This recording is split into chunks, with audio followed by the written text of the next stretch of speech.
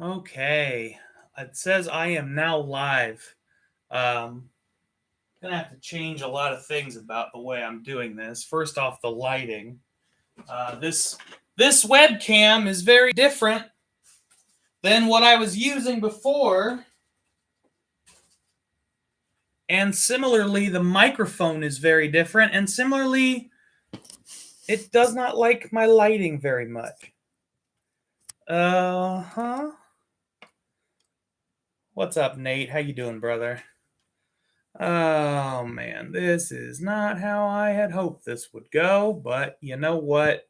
You gotta make lemonade something something when life gives you lemons. Don't be shitty about it. I don't know.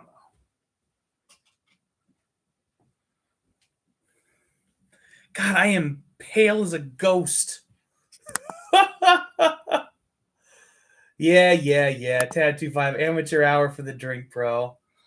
Oh man. Let me get this chair out of the shot. Hi everybody. Okay. Hey everyone, Kyle the Drink Pro here with you yet again. If you weren't here at the very start, I had an original stream with a better microphone and a better camera. But OBS, which is a free streaming platform, did a recent update that has totally crashed my main computer. So I'm using my backup computer, which is a laptop, streaming here. It looks like Mike McAllister, Bourbon Baller.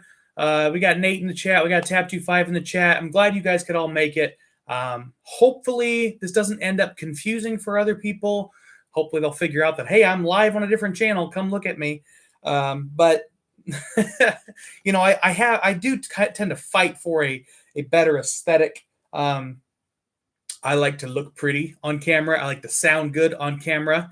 And this is not my ideal situation, but it's gonna work. Joe's in the chat. What's up, Joe? Let me raise you guys up a little bit, because right now I'm kind of like looking down at a weird angle. And you guys probably don't see that. You guys probably don't see me looking down at a weird angle, but it's gonna bother my neck if I'm doing this for more than an hour. All right. There we go. I wish I knew how to not look like a ghost.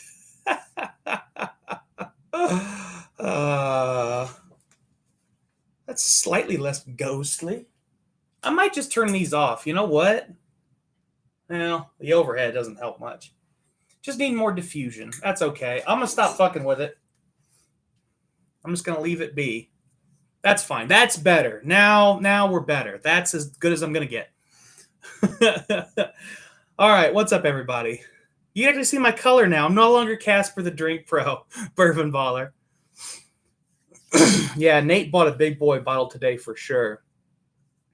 Mike McAllister, he looks down on us. Oh, man. Okay, so today we are drinking some real hitters, and big shout out to Tab25. I saw him in the chat earlier. He provided a couple of these samples.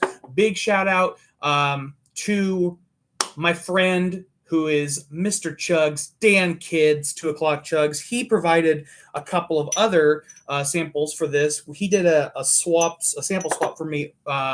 He and I did early in the pandemic, so we'll get into some of those as well. What else do I have here? I'm trying to think who else provided some of these samples. Naptown Bourbon Club, big shout out to them. They provided the E.H. Taylor. I think they provided the 4-grain sample. I've got a single barrel pick here that looks like Trevor's handwriting. And who provided me with this E.H. Taylor barrel proof? I think this may have been Henry Cervantes. I think he provided me with this E.H. Taylor barrel proof number 9. And the number 9 batch would have been the 2020 batch. And then I think I also have the 2019 batch here from Dan Kidd. So 5 bills is a big purchase. Big shout out to Nate for the Redbreast 27. I will be doing a review of the Redbreast 27 batch 2 with the enrichment in Ruby Port. That's coming in the near future. I've not seen anybody on YouTube do a review of that particular bottle, the batch 2. And I tried it at a friend's house. Big shout out to Akeem the Dream. And it was otherworldly. But I might have been a couple of pours in at that point. So I'm going to find out in the near future if my first impression is as good as that impression was. Anyway, thank you guys so much for joining me today. We're just going to keep on trucking. Hopefully everything will work out. Hopefully everybody can hear me and they can see me. It's going to have to be good enough. We'll get it done today. I will, in the meantime, go yell at the people who made that terrible OBS update, but that will be after the stream. So let's get into drinking. I could sure use a pour. I've had all kinds of technology problems today. It just doesn't agree with me. You know what? I think I'm going to start with a little side-by-side between two single barrels. So this is, shout out to Trev. He gave me this Colonel E.H. Taylor single barrel. This is just, it just says 100 proof, ABV 50%. It says K. I'm not sure what that means. It says single barrel K. Go figure. But it'll be fun to side-by-side that with this. This is a single barrel that I picked. This is a store pick from Big Red Liquors, Warehouse H. Rick 2, Barrel 38. And one of the things that's important to know about this particular bottle is it is not the typical Colonel Taylor mash bill. Now, oh boy, the mouse is moving really fast on this. Now, another thing that I had intended to do was I said, oh, I'm not going to bother writing down all the information about the E.H. Taylors. Almost all of it's available on various websites. I'll just pull up links to those websites, and I'll be fine. Well, Buffalo Trace's website is in the middle of site maintenance right now. So I am, and I had it up on my other computer, but then that computer crashed. So I'm currently pulling up cached versions of their website. It's been a great day. Because I wanted to have some more information about some of these pours. Because I know a little bit. I know a lot about Colonel E.H. Taylor. I know a lot about Buffalo Trace, but I don't know a lot about the specifics behind the cured oak, the 4-grain. One thing that I do remember, I'll tell you right now, hopefully we'll say it again when it shows up, is that the E.H. Taylor cured oak actually is aged in barrels with staves that are aged, I think, 16 months. I don't remember exactly how long, but they were cured for twice as long as the normal barrel staves are cured. So that's something I do remember off the top of my head. The mouse moving quick ought to be fun after a few drinks. No joke, Mike. Bourbon Baller says, I got a problem with Booker's. I actually just got another bottle of Booker's that won't fit up here. So, yeah, I may have a problem with Booker's. Around 16 months, Bourbon Baller said. Thank you for confirming that. Like I said. Yolanda ordered gummy bears to be delivered? I have no words.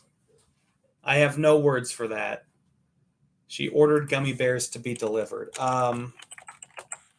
Okay. What do you do with that information? That sounds great, baby. I guess that's all you can do. So, the detail I wanted to give.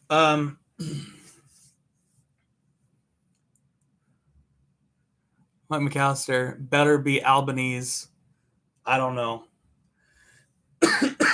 Excuse me. So, the single barrel that I helped pick out, one of the things I wanted to mention is that this is not the typical mash bill.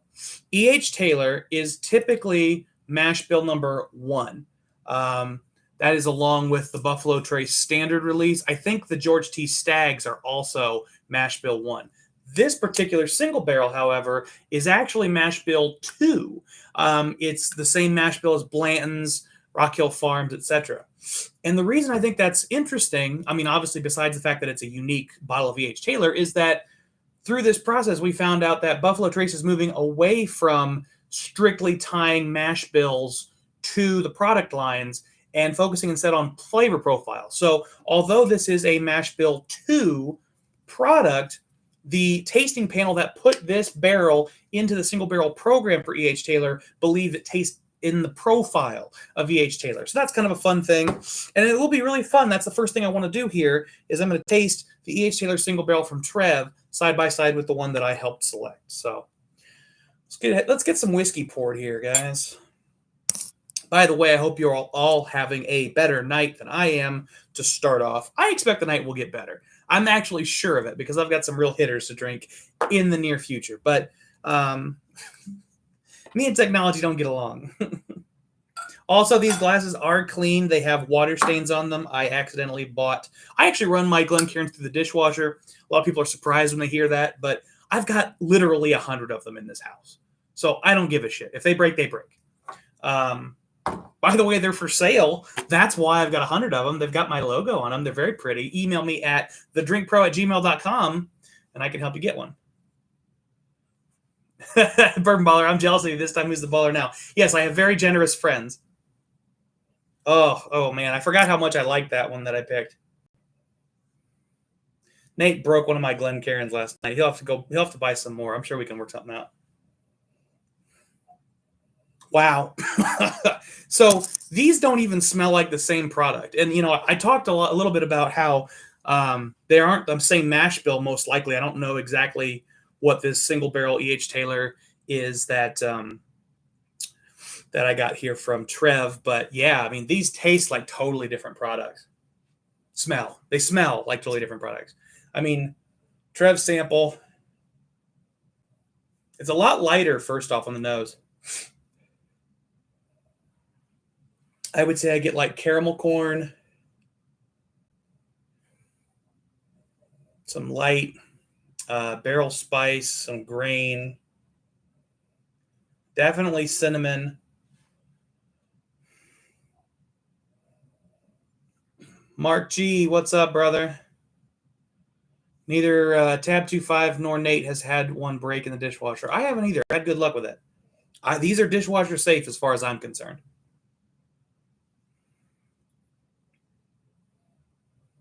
Yeah, wow, okay.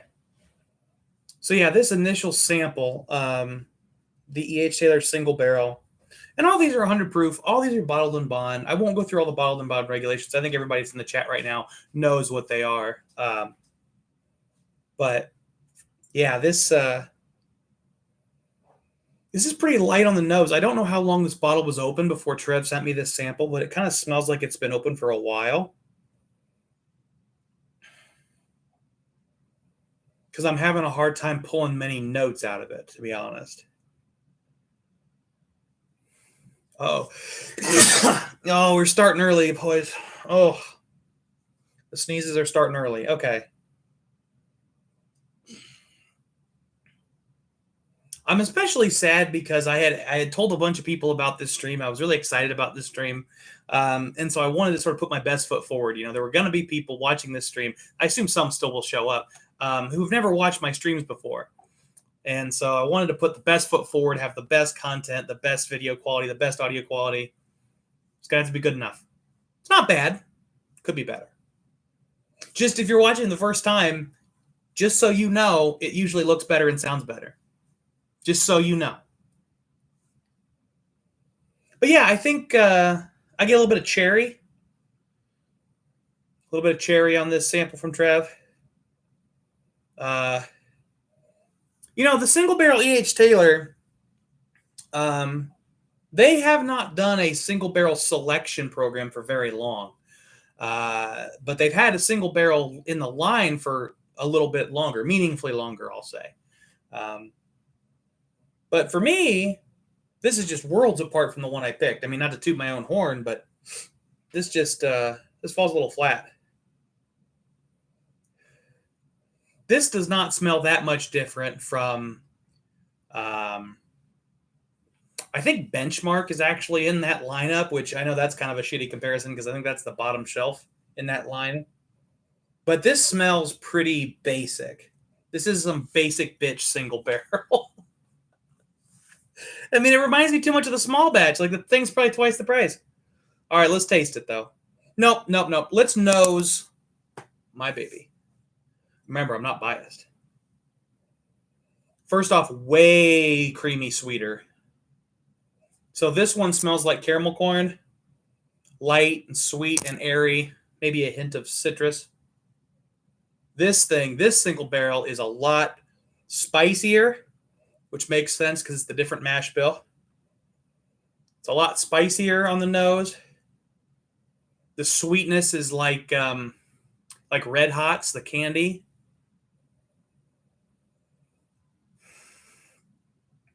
I get like Christmas pudding or maybe a spice cake.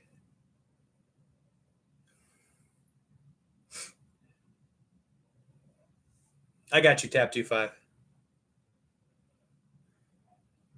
I still got a lot of bottle left. Don't you worry.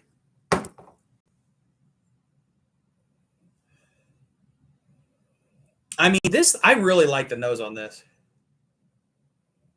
A lot of honey, a lot of orange, a lot of like orange slice candies. Maybe not. It's not artificial orange, but it's like a candied fruit. But not necessarily the artificial orange flavor. It's real orange flavor. It's real orange vibes, but there's a distinctly candied sweetness. The oak. Oh, wow. So switching back from my pick to the one Trev gave me on the single barrel, I start to get this really distinct black tea note. It's very dry and herbal, a lot drier and herbal, a lot more dry and herbal than the one I picked. Bourbon Box says it's like the fruitcake orange. Absolutely, that's exactly what I'm getting out of it. Oh man.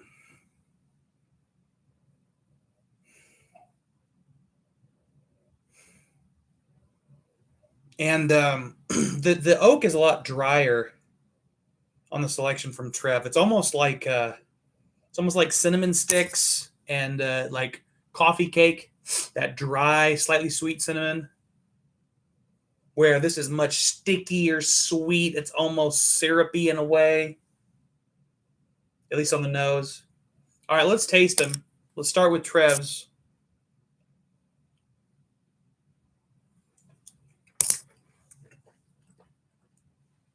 Now, this is my first pour of the day, so I got to acclimate. I'm not even going to try to judge it because I had dinner maybe an hour ago, haven't had anything else. Ooh, the black tea. I was just saying, I was in the middle of saying I wasn't going to give notes and wasn't going to judge this. But the black tea just hit hard on the mid palate into the finish, really showing up. And I noticed that I really picked up that note on the nose only after bouncing back and forth between the Trevor sample bottle and the full bottle that I picked. But wow, that black tea shows up on the palate.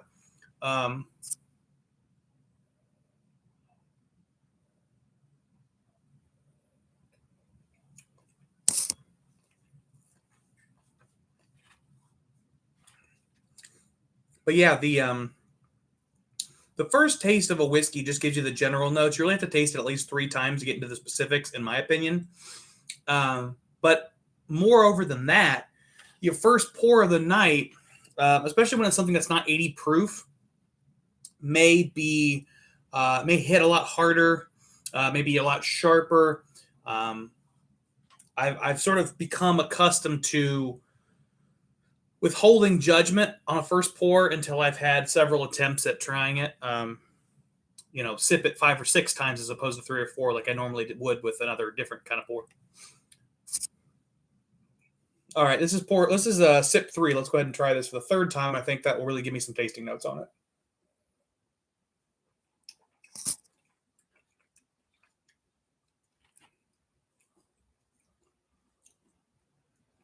So this is, it's not particularly spicy. It's definitely got that black tea herbal note in the finish.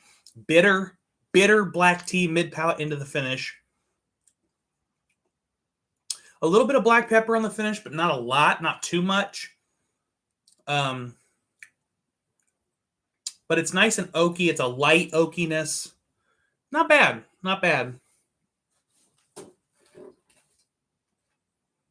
Trying to get myself a little less shiny. That's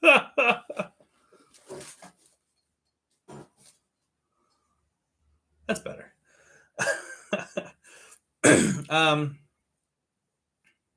Yeah, Bourbon Ballers had 12 different barrels for Elijah Craig barrel proof pick. So his palate's fried. I can't blame you, man. That would fry your palate for sure. But yeah, I mean, it's pretty gentle.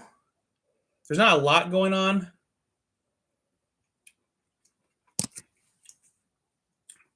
I would say this is notably oakier than the standard E.H. Taylor. A lot more of that black tea bitter note in the mid palate. Early on, it's a little bit smoother, a little bit less sweet. To me, E.H. Taylor small batch is super duper gentle. It's slightly sweet. It's soft. It's got a lot of nice notes, but it's not very complex. And to me, this particular pour adds some complexity to that.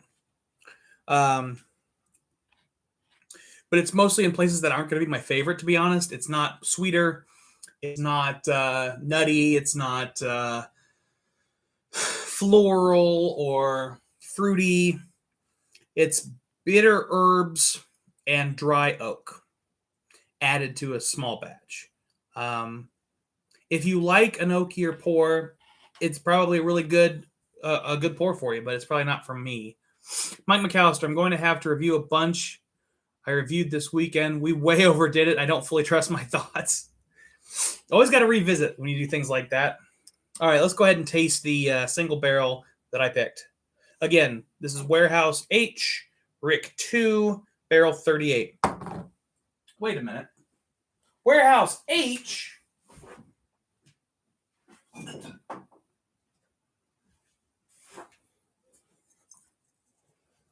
you needed more proof, that we're picking this barrel from Mash Bill 2, Warehouse H is where Blanton's comes from. Blanton's is Mash Bill Dos. Oh, it's so good. I love it. Sweet, creamy niceness. Let's give it a nip.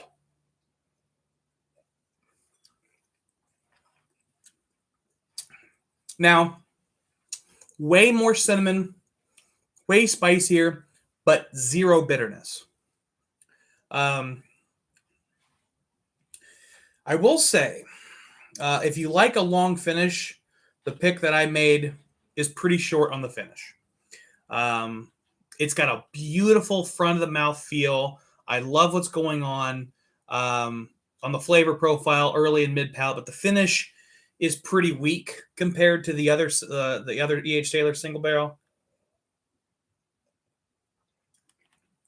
Starts big, sweet, fruity, creamy, tons of cinnamon, a little bit of nutmeg, a little bit of clove.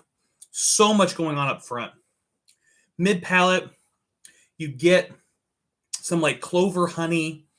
You get some tangerine. You get a little bit of lemon. Maybe like strawberry as well. But into the finish, there's a little bit of oak. There's a little bit of sort of a dryness. There's a little bit of black pepper. But the finish is pretty, I got to admit, as much as I love this pour, as much as I would pick this bottle again, this barrel again, it's kind of got a weak sauce finish compared to this particular bottle.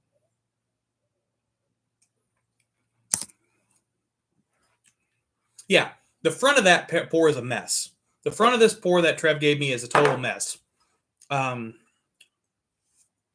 it opens up and it finishes for a long time. Lots of pepper, lots of oaky bitterness. If you like a bitter oak, this will really, really do it for you. Mine will not. Mine is not for the bitter oak drinker. Ooh, got some blueberry on that one. A little blackberry as well. Super fruity, sweet, front of the palate. Well, and the more I drink it, the more I'm getting some spice out of it. The more I'm getting a little bit of black pepper is growing into more and more black pepper, which makes a longer finish. I'm having things fall. That's fine. That's just going along with the motif of tonight. Bourbon Baller says, Blanton to me is very basic. You don't want to think about it. I definitely agree. And that's not always a bad thing. But I think what I like about this particular E.H. Taylor pick is that it's got the Blanton's sweetness and front of the palate niceties, but it's got so much more complexities.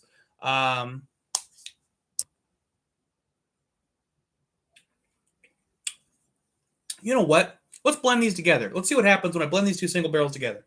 That's how much I got left of the one Trev gave me. That's pretty close to a 50-50 blend. I'm going to stir that up, and then I'm going to let it sit there for a couple minutes, and we're going to visit E.H. Taylor Straight Rye and come back to this. But I'm also going to keep this wee tiny bit. Yeah, you know what? I'm going to pour myself a little bit more. I like this bottle. We'll do a side-by-side of the blend of the two single barrels compared to the one that I picked in just a minute. I'm going to close my door. Okay. Anywho, live streams, anything can happen, guys. Okay, we'll let that rest. Just let it rest. Let's go ahead and try the straight rye. Now, I've tried this a couple of times. It's been okay. E.H. Taylor makes you pay attention. It's not boring. I agree, Bourbon Baller. I agree. This one, I did not care for the first time I tried it at all. I've tried it again since then, and it's gotten a little bit better, which makes me think this might be a bottle that just needs to open up in a way that some don't. But it's had a wee bit of air on it, a wee bit of air. And it's been open for, I don't know, a month or something. So let's see how it is. On the nose, one thing I'll mention again for people who haven't watched my video on it, I did do a review on it, which was the fresh pop of this bottle. Didn't care for the fresh pop that much, but it's an interesting video because I talk a little bit about the fact that this is a unique one-off product for Buffalo Trace. This is not their standard rye mash bill, the one that's used for Sazerac. This is a different mash bill. Bourbon Baller says this is his favorite rye out there.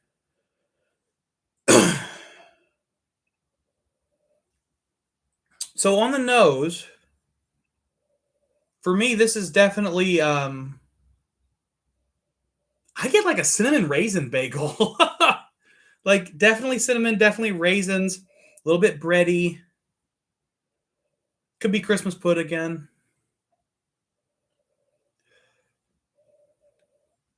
It's very nice. This is opened up really well. I think this one needed to open up and breathe because this is getting better with time. I may really sit on this for a while and do a Patreon exclusive video where when this bottle's been open for months and months and it's halfway gone, I may do a revisit on Patreon. So if you're not part of the Patreon, Patreon, patreon.com/thedrinkpro. Come join, $3 a month. That's cheaper than a well pour for me once a month. And there's a lot of cool content. You're not giving me a donation. You are paying to get cool stuff that nobody else has access to. End advertisement.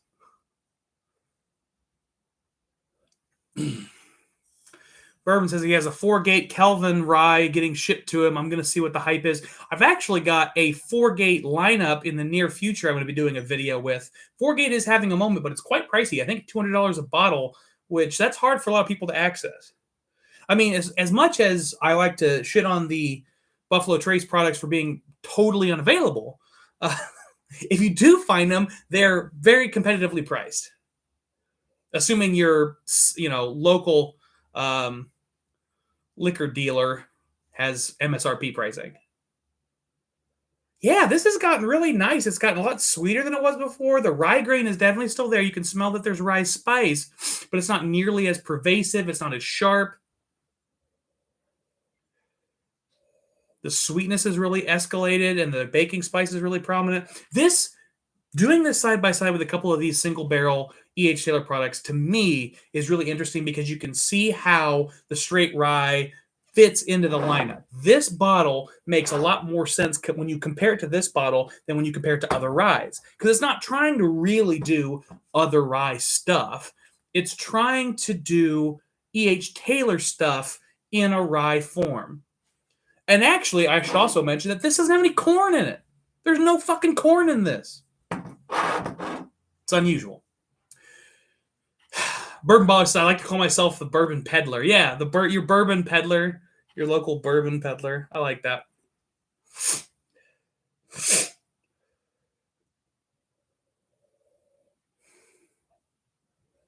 Yeah, this rye is really nice. A lot nicer than when I first tried it. Man, that baking spice hits hard too. Black pepper, tons of cinnamon. All right, let's taste it.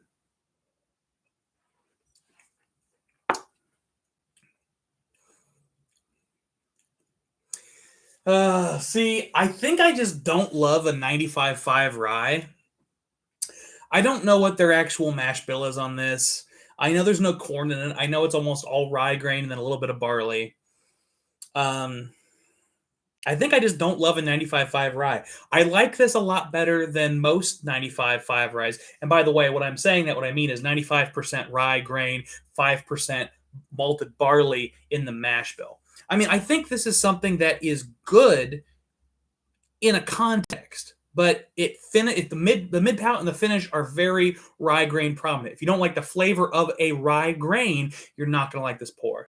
And I usually like the 51%, the low rye or the barely legal ryes, because they have a lot of that corn sweetness, and the rye grain is a complement and not overwhelming. Nate is bitching about batch 6, Old Carter having Dickel in it. Wah wah wah. I've had several pours that have Dickel blended into them that are not that bad. I actually like Dickel. I like that fruity Flintstone vitamin taste. A lot of people don't like it. I like it. So, drink what you want.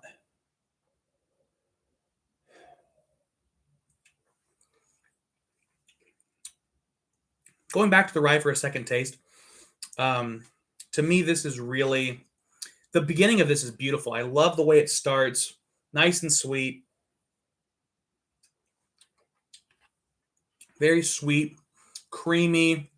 Then it gets herbal in the mid palate, but not bitter herbs. Very vibrant, spicy, almost sweet herbs like lavender shows up.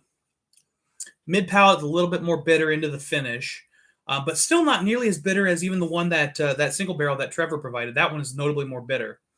Akeem says, "What's happening here?" Akeem, and for other people that have joined, we're doing a serious tasting of E.H. Taylor. I just did the E.H. Taylor single barrel that I helped select, the Big Red Pick, versus a E.H. Taylor single barrel that my good buddy Trevor Kunkel provided. Now I'm in the middle of tasting the rye, the straight rye from E.H. Taylor. I'm going to go back. I did a blend of the two single barrels, and then we're breaking into some big boys. We've got the 2019 versus the 2020 E.H. Taylor barrel proof. We've got the E.H. Taylor Grain of the Gods versus the E.H. Taylor 4 grain versus the E.H. Taylor Cured Oak. Those are some huge hitters. Stick around, guys. Stay with me. Keep drinking like professionals or whatever.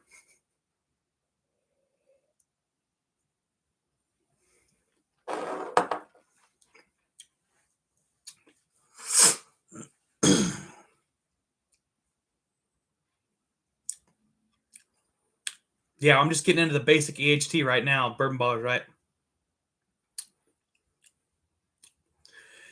Yeah, I mean, the E.H. Taylor Straight Rye keeps getting better. I haven't tried the big dogs yet, Bourbon Baller. I've tasted one of them at one point. I tried the 18-year marriage at a friend's house. But at that time, I didn't have any sample bottles with me, neither did he. And long story short, I lost contact with him. We'll leave it at that.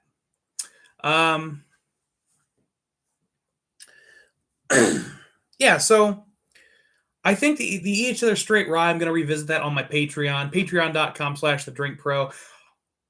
I think that's going to keep getting better and better. First pour, I did not like it at all. Second pour, I thought was pretty decent, or at least okay. Third pour today, I like it. It's a little too rye grain forward to me, but if it keeps evolving the way it has been, I think it's going to be a real hitter. Okay, before I get into, I think what I'm going to do actually is I'm going to do these hitter bottles next, because I don't want to go to the barrel proof and then back in proof to the Grain of the Gods, the 4 grain, and the Cured Oak. That seems like a weird backwards way to do it, so I'm not going to do it that way. So instead, I'm going to finish with the 19 versus 2020 E.H. Taylor Barrel Proof.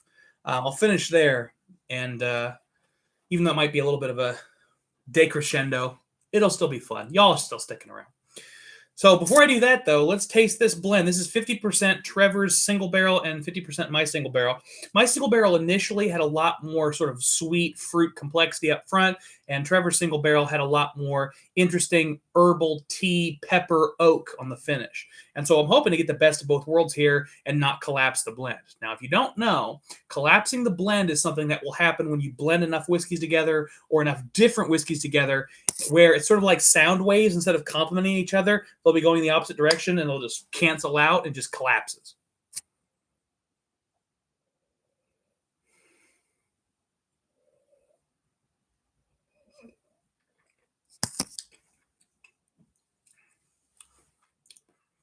Just collapsed. It did. It just collapsed. I mean, I think the sweetness, when I blended those two together, the sweetness certainly lingers longer, but all the sweet fruit complexity in the front of the palate is gone. Look, just for comparison, I'll drink, again, the single barrel I picked.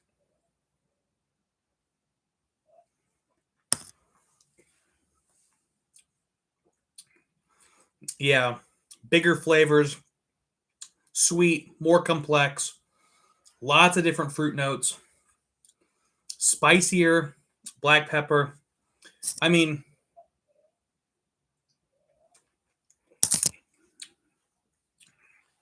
yeah, it almost feels like it just watered it down. Yeah, I don't know where Trevor's at. It almost feels like the blend that Trevor gave me the single barrel Trevor gave me just watered it down. I mean, if you drank this compared to all these others that I've tried so far that are at 50%, you wouldn't believe that one was at 50%. But it is. Let's drink a little water.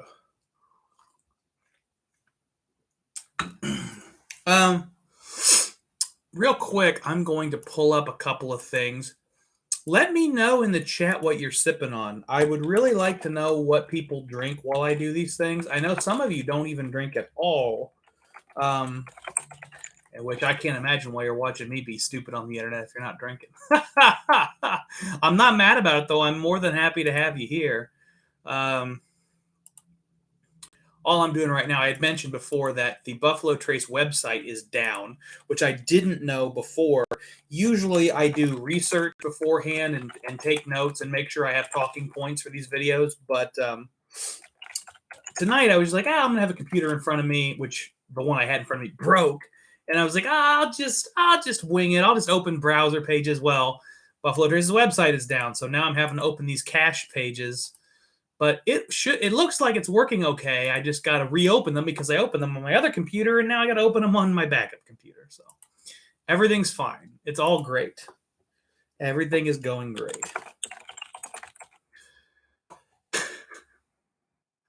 Oh, fuck, man. Old bottle of Rebel Yell 10-year. Yeah, some of that Rebel stuff is pretty solid. Pretty solid. Especially some of the older stuff. They're still really good, but when they were moving with older stock, I think they were pulling some real hitters and they were floating way under the radar. So while I'm getting these set up, I'll go ahead and tell you guys that a lot of this stuff that's coming from the E.H. Taylor line is from Warehouse C. The 2021 release of the E.H. Taylor, they're doing their special release this year that just came out or is just about to come out, is the Warehouse C bourbon. Interesting because Warehouse C Tornado Survivor was the first Warehouse C version of the E.H. Taylor that specifically referenced that. But the reason that they're referencing Warehouse C at all is that Warehouse C was built by E.H. Taylor in 1881, and it was designed as a quote-unquote prime aging warehouse. So he sort of purpose-built it to be the way he wanted it to be. I'll get into some of the details about each of these different pours here in a minute. But yeah, I think there's a lot of interesting details floating around out there. but I want to stick relatively high level, just because I'm here to drink and give tasting notes more than I am a history lesson. A lot of my videos are more history lesson, but today, live streaming, I'm just here to get excited, have a good time, sip some tasty stuff, chat with you guys, shoot the shit in the chat. I always appreciate it when you guys are active in the chat. It gives me something to talk about, because if I've left my own devices up here, as some of you may know, I will ramble about anything that pops into my brain, and sometimes that's not stuff people want to hear. That has happened before. Let's see. Phone Doctor 123 1792, bottled and bond single barrel store pick. That's pretty good. Mike wants to know where Trevor is. Don't we all? Bourbon Baller says, nice pick, Doc. All right, let's start pouring some hitters. So, 4 grain, I got a 1 ounce sample. Shout out to Naptown Bourbon Club for providing me with that. I'm just going to pour all that in there. Yeah, boy.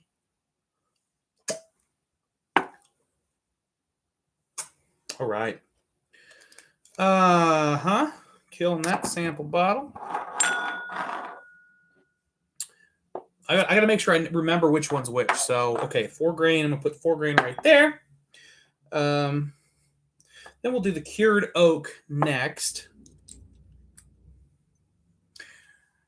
Brandon Gelbach, having my first Baker 7-year today. Dusty, I found sitting on the shelf today. Not a bad pour at all. Cheers. Cheers, my man. That's tasty stuff. Some of the Baker stuff is really solid, and they've rebranded, they've changed a lot of the things about them. I was blown away by the 13-year cast strength. That was wonderful. The 7-year is definitely solid, but they've got some good stuff. Bourbon Baller, have you done a Houston 14 and 15 side by side? I have not. I have not done that. McAllister picked up the Sam Houston for 28.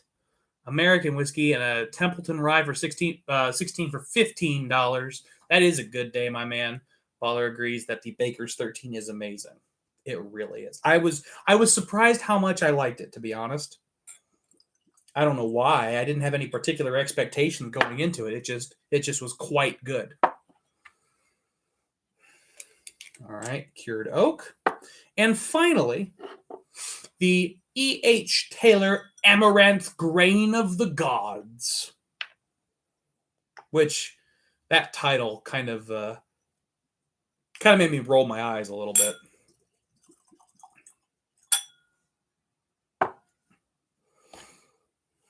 Okay. Nate is deciding if he's going to have a dry night or not. He should have a pour. Just have one. Just have one.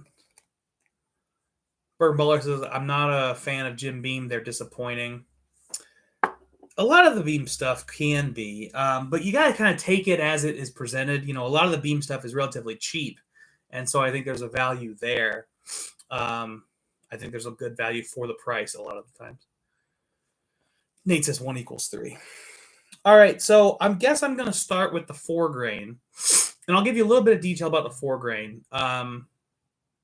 So the 4 grain is just basically a wheat added version of the E.H. Taylor. They're using corn, rye, wheat, and malted barley. The notes on their website say caramel and vanilla. It's spicy with clove and pepper. It's aged for 12 years, which is important to know because a lot of this other stuff is not aged for 12 years. They give you a little bit of history on the Buffalo Trace website when they talk about these pours, and I think it's interesting to know, it was after the Civil War. Colonel E.H. Taylor wanted to start a new business venture. He had made money trading grains during the Civil War, corn being one of them. He purchased a small distillery right on the Kentucky River, and then there's a bunch of fluff about he knew it could only be done using the finest ingredients. And he learned about how much grains varied from different farmers and harvests. Like, yeah, we get it. He knew how to do grain sales. He knew what good grain looked like, probably better than your average Joe. And he started getting good grain and distilling good grain, using his knowledge base to profit. That's the American dream, if there ever was one. Learn a thing, get good at it, sell your ability to know the thing, make money. That's what I'm doing. It actually kind of is what I'm doing. And not just in my chosen profession per se, but also in whiskey. I've gotten a couple of really cool whiskey events I've been asked to host. So I'm going to be doing that. If you've got a whiskey event that you'd want me to host, drop me a line, thedrinkpro@gmail.com. Let me know what you're thinking, and we can work something out. Okay, let's get into the 4-grain.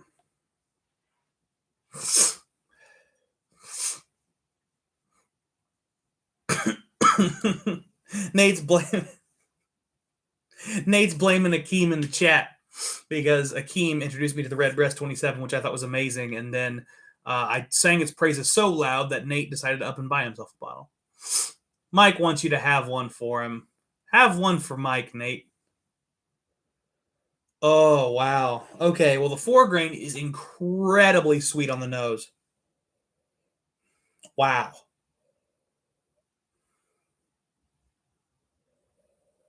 Wow.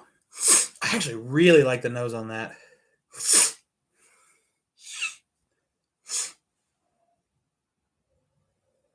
It is super fruity. I get tons of strawberry. To me, this is just like strawberries and cream. Strawberries and cream, caramel, honey. Maybe like blue raspberry rock candy. Oh, so good. I definitely get some like cinnamon as well. Cinnamon is a very common note throughout a lot of these E.H. Taylor products. But the fruitiness and the sweetness on this is just really stands out. And that's not that surprising to me. A lot of the good E.H. Taylor to me is a little bit sweeter, hints of fruit. And you add in a wheat, you add in the wheat, and wheaters are known for being smoother and sweeter.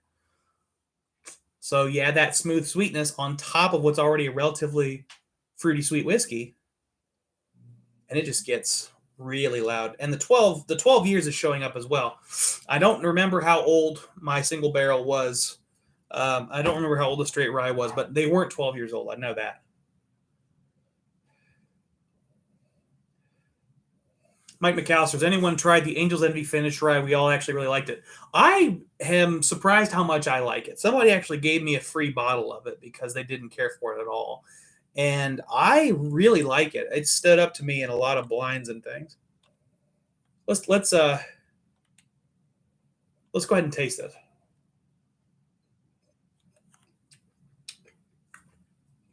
A lot oakier than I was expecting. Sweet, oaky. Man, that does not drink like 100 proof. That drinks a lot hotter than 100 proof. You can definitely tell it's a wheater, though, because everything's kind of smoothed out. All the edges have been smoothed out a little bit.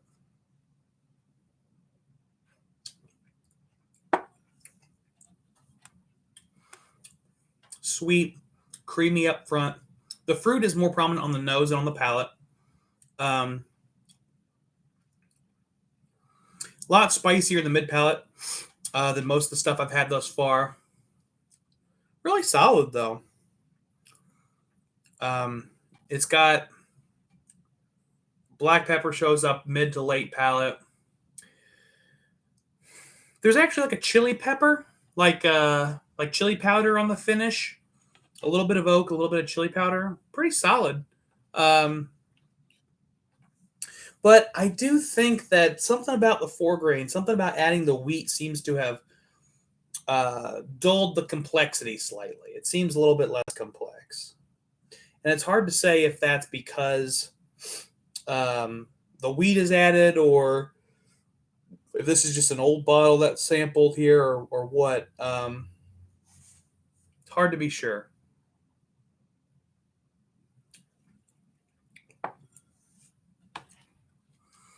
I think I like that better than most of what I had from Taylor. I like Taylor. Don't get me wrong. Obviously, I like E.H. Taylor. But I would not call myself an uber fan of E.H. Taylor. I think Bourbon Baller is a bigger fan of E.H. Taylor than I am. But to me, this 4-grain is doing what you want some of these single barrels to do. Frankly, it's got the smoothed out edges. It still has that nice creamy sweetness up front. And then it has that long finish. It has that oakiness, but it's oakiness without being bitter. You're not sacrificing to get the oak and missing out on a nice, smooth, complex mid palate. It's got herbalness without bitterness, which is something that single barrels couldn't achieve. And I think the rye couldn't achieve because the rye had too much sharpness from that rye grain mid palate into the finish.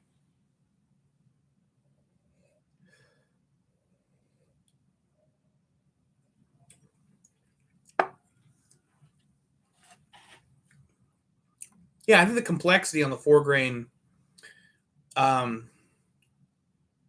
shows up on the mid palate end of the finish. It's kind of the polar opposite of the pour that I picked, the single barrel, where all the complexity is up front and then it falls flat late mid palate into the finish. This is the opposite. I think the single barrel that Trev provided, it's just such a mess up front that the finish gets bitter oak instead of this sort of nice, soft, tannin-like quality. It's not bitter. It's like coffee. People always say coffee is bitter. Well, not always. Depends on how you do it. Coffee can be bitter, but coffee can also be nutty or earthy or something like that. And this is more in the earthy spectrum. It's like deep earth wood as opposed to the bitter wood. Speaking of earthy and maybe bitter wood, let's smell this cured oak. Ooh, okay.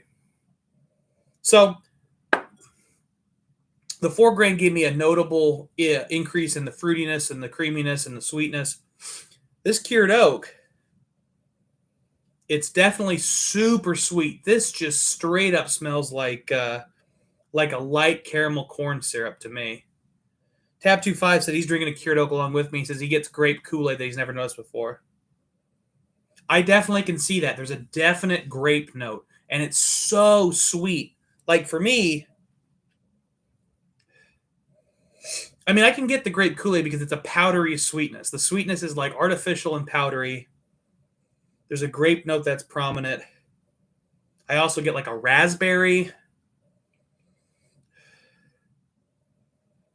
The nose has a spiciness to it for sure as well. But the sweetness is so prominent. And it comes to me as a creamy sweetness. So I kind of simultaneously get this powdery Kool-Aid vibe, but also this super creamy. It's not as deep and rich as a caramel, but it's like if you flavored corn syrup to be like caramel corn syrup, the same way you like flavor like corn syrup with maple to be like fake maple syrup. Imagine you made fake maple syrup, but instead of flavoring it with maple, you flavored it with caramel. You know what it is? It's the Starbucks syrup pump for caramel macchiatos. They have a caramel macchiato syrup pump. It's that. And then obviously the grape, the blueberry, the raspberry. And then going back again to the wheater, there's a sourness. And this is something I think is coming with that grape Kool-Aid vibe, because a lot of those things have like a citric acid component. There's a sourness in the cured oak that I don't get at all in the 4 grain.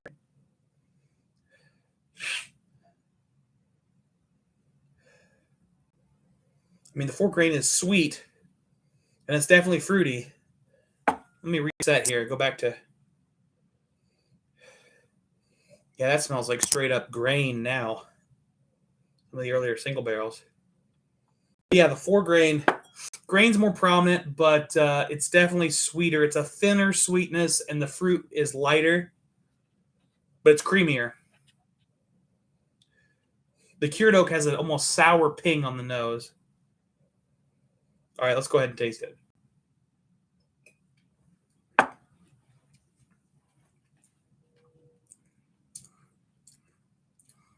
That's cool.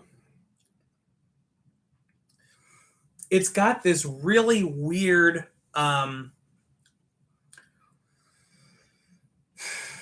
I mean, I don't want to like rely on too obvious of like a trope, but when you cure something, there's a souring process that occurs.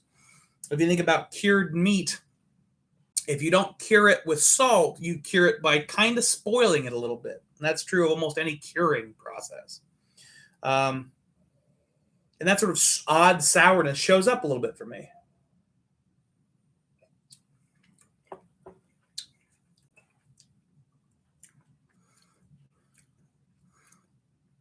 For me, it's like creamy. It's a little bit chocolatey. Tattoo5 says he gets more of a chestnut praline syrup. I can definitely see the nuttiness on the palate. I'm not sure I got it on the nose. Maybe if I go back and I'm kind of looking for it, I can see that. But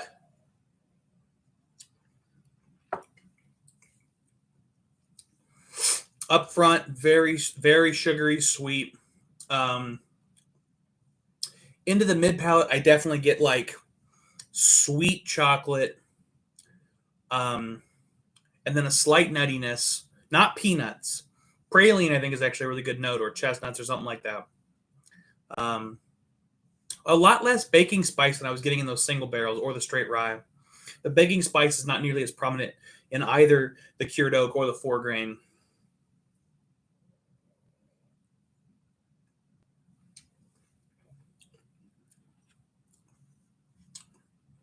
Man.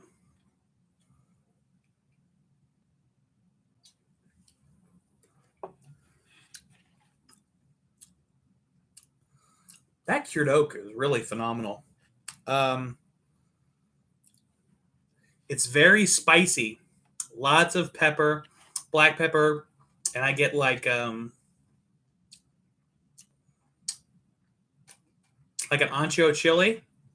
Very specific. But it's like I get a little bit like a Mexican hot chocolate kind of vibe, because I get that chocolate sweetness, the creaminess, and then this definite spicy pepper that lingers for a long time. I don't get a lot of oak in this. I think the oak presents to me more like the chocolate, which is so weird because the nose on this is so damn fruity.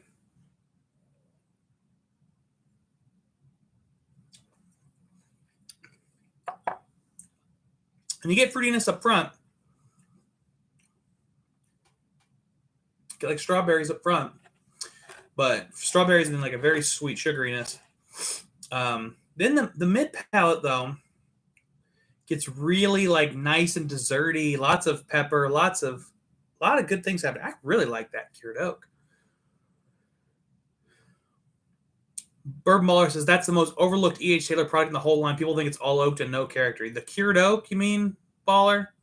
I totally think you're right. If people are overlooking this and they think it's all oak, they are dead wrong.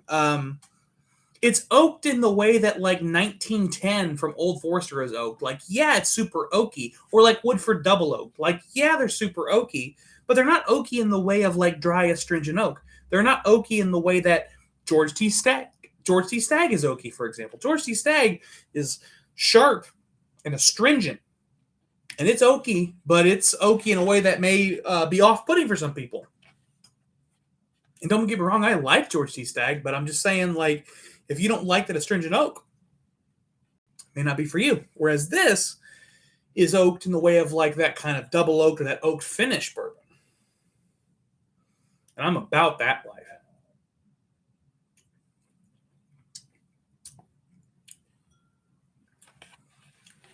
It's so cool too that like I should have done this blind. I thought about doing this blind. I kind of wish I had, because I feel like it's psychosomatic, but like I can taste the curing in it. Like cured wood, cured oak, cured meat, anything that you cure has an almost sourness to it, and this has it. Bourbon Baller says he gets 0 oak and GTS, all molasses and vanilla. Well, I just have to disagree with you there, Baller, because I've had a couple. I've had the 17, the 18, the 19, the 14, and the 20. And the only one that I didn't get an oak bomb with in the finish was the 19.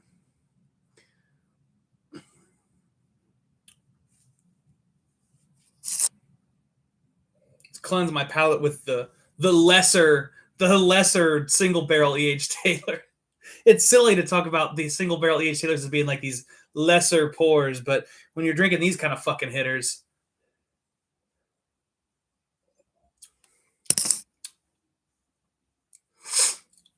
Tab 25 has a strong opinion about the cured oak. I wonder if that's because it's his bottle. It might be. Thanks, by the way. Cheers, brother. I thank the Naptown Bourbon Club for the 4 grain, so I gotta thank Tab 25 for the cured oak. All right, let's go into this E.H. Taylor Grain of the Gods. Now, let me make sure I talked about the cured oak. I talked about the 4 grain, the cured oak. Like I said, okay, it says the barrel stays on their website. It says the barrel stays were cured for 13 months, more than twice as long as the typical barrel stays.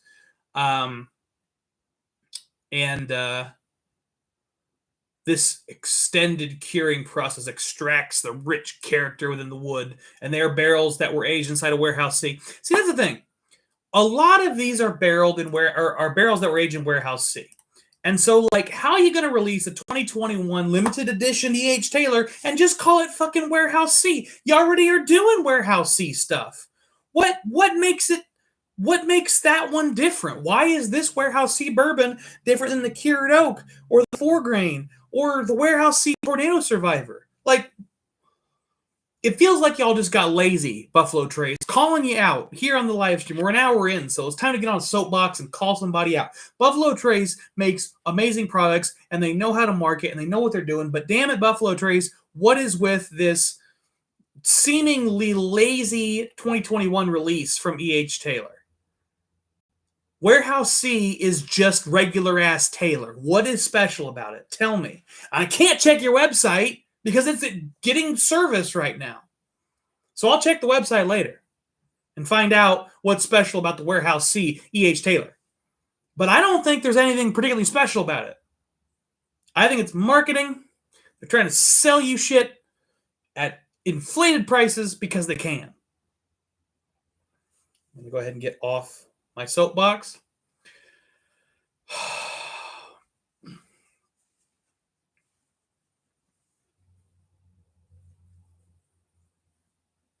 Bourbon Baller says he has many cured oak on the shelves in Washington. If he doesn't send me a picture of that, I don't believe him. thedrinkpro@gmail.com, Bourbon Baller. Send me a photo of a cured oak on the shelf.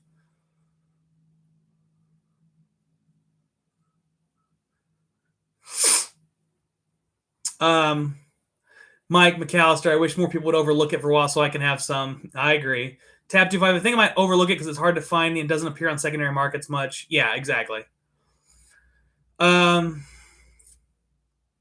Akeem the Dream says, Warehouse C, D's nuts. Hell yeah, brother.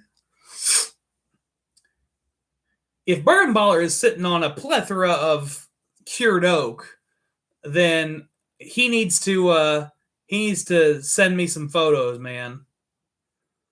I want to see him. I want to see him because I want to buy him. We'll work something out, brother. Take a photo, send it to me. We'll work something out. Unless now, the one exception. Now, here's the thing. Bourbon Baller, I believe you if the price tag on them is like $7,000, $8,000. If the price tag on them is like $8,000, then I retract all of my statements and I'm totally with you and I get it, Bourbon Baller. I understand why they got a bunch on the shelf. They got a bunch on the shelf because they're priced them twice secondary pricing. We can walk around here in Indianapolis and find Pappy Van Winkle on the shelf all day. You're just going to pay $3,000 for a 15. All right, where's my Grain of the Gods? What's happening here? That's the cured oak. It's really nice. E.H. Taylor, Grain of the Gods. Yeah, there it is. Bourbon Baller is correct. It's about 5 to 8K. All right. I get it. I think it's stupid, but I get it. Somebody's got some museums out there in Washington State. Actually, so a buddy of mine, Sean, went out to Washington State, and he said they were crazy expensive out there. So I'm not surprised, Baller, that they're showing it 5 to 8K. Mike McAllister, if they have them at retail, I'll fly out to Washington ASAP. No joke, brother. No joke. I'm going to fly up in here. Okay. So, Grain of the Gods. I'm just going to read what they've got on their website. let me get my speaking voice. In the 19th century, bourbon aristocrat. Hold on. In the 19th century, bourbon aristocrat Colonel Edmund Haynes Taylor Jr. exuded a passion for producing the finest whiskey in the world. This bourbon honors Taylor's enduring spirit of innovation and commitment to exceptional whiskey by introducing amaranth as the flavoring grain. Amaranth was originally cultivated by the Aztecs and is known as the grain of the gods. This ancient grain is similar to wheat, but offers a complex taste with subtle flavors ranging from a note of butterscotch and spearmint to a finish of pecans and dark berries. Amaranth roughly translates to never fading, just like the legacy of Colonel Taylor, the founding father of the modern bourbon industry. 5 stars to whoever wrote that copy. Okay. It was definitely worth $70. Tab 25. I agree. If I get one at MSRP at my shop, I'll let you know. Somebody's paying it, Nate. Okay, so already the Grain of the Gods reminds me more of the cured oak than it does the 4-grain.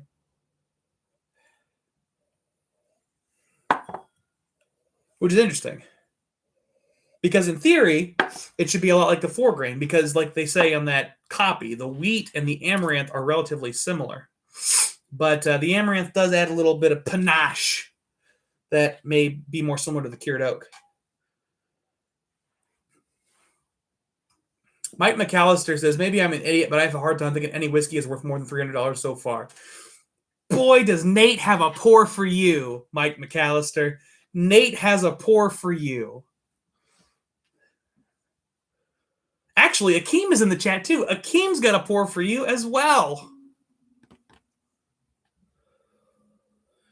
God, that's so fucking similar. All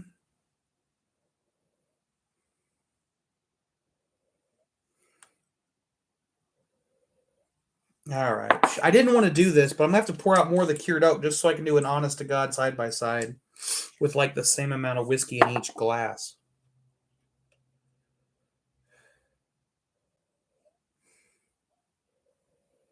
Like, they smell very similar.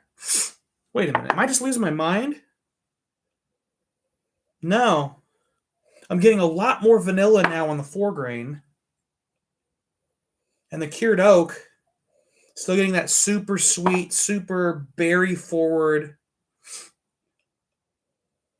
Okay. So the Grain of the Gods. Grain of the Gods is a little bit less berry.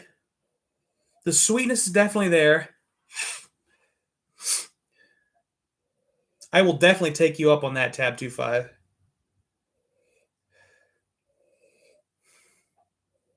The cured oak, the sweetness is... Ooh, okay. The Grain of the Gods has like a nuttiness. Talking about pralines. We're talking about pralines with the cured oak. The praline note is a lot more prominent on the Grain of the Gods. I get a distinct nuttiness. Almost like a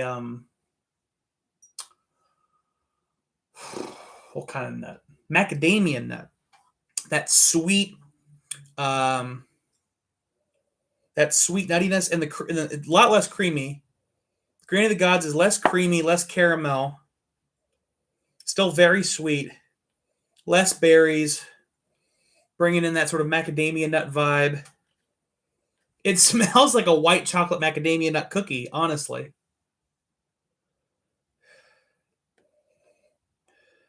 Bourbon Baller says, Grain of the Gods is an interesting bottle. Wait for the palate. It surprised me. Yeah, I'm looking forward to it.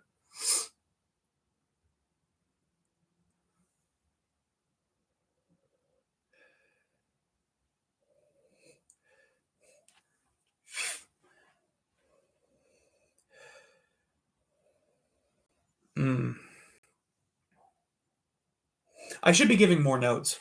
Oh! Wait a minute. I get a little bubble gum on this now. Ooh, okay, that's different. Just a hint. Just a tiny hint. Just a tiny hint. Just a tiny hint of bubble gum. And you know what? The notes they put on their website said a slight bit of spearmint. I'm starting to get that now. The more it sits in the glass, the more I kind of stir it and spend time with it. The sweetness subsides a little bit. The berries continue to subside till they're almost non-existent. That nutty praline, macadamia nut note's definitely there. Definitely still get like a brown sugar sweetness. But yeah, I'm getting a little bit of sort of a bubble gum and a little bit of sort of a spearmint. All right, let's taste it.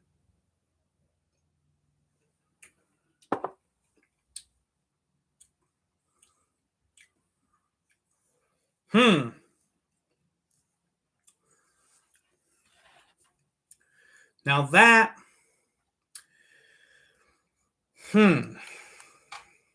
that is vexing. I'm going to take another sip. I don't really know what to say about that on first taste.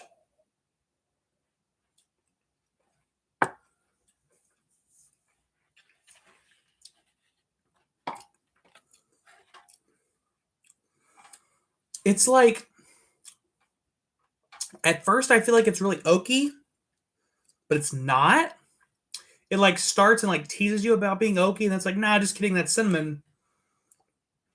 And in the mid palate, you're like, oh, is it getting oaky? And I'm like, nah, it's kind of like peppery. And the finish is like almost like an umami flavor, like almost a meatiness. That's so weird. That's a weird one.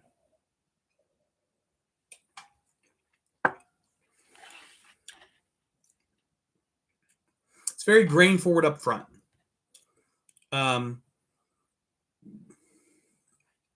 actually going to pour out a little bit more of the straight rye because honestly, of everything that I've tried tonight thus far, the one that it seems most like in my memory banks right now is the rye,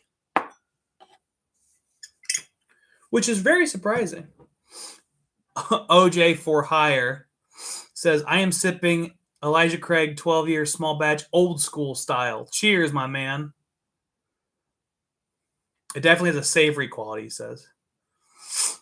Mike says it doesn't sound like you like that very much. I think that it's a real paradigm shift. I've actually heard a lot of people who are E.H. Taylor fans kind of shit on it. They didn't like the amaranth, including the person who I got the sample from. Shout out to Dan Kidd, Heavy Bourbon on Instagram. I think he's back on Insta and on TikTok and wherever. He's actually was doing a live stream tonight on TikTok, so he's probably not watching this. But yeah, it's just not like any of the other Taylor products. I think it might be kind of like the rye, but that sort of savory quality, it's almost like a scotch.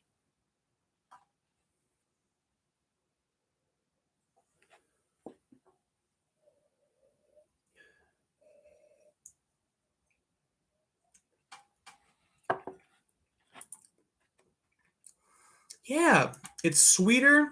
It's more rounded. Definitely oakier. But then it has like traces of almost like Lagavulin. Like for me, the Lagavulin Offerman edition is super meaty, which I love. And this doesn't have any peat smoke, but it's got a meatiness that's super interesting.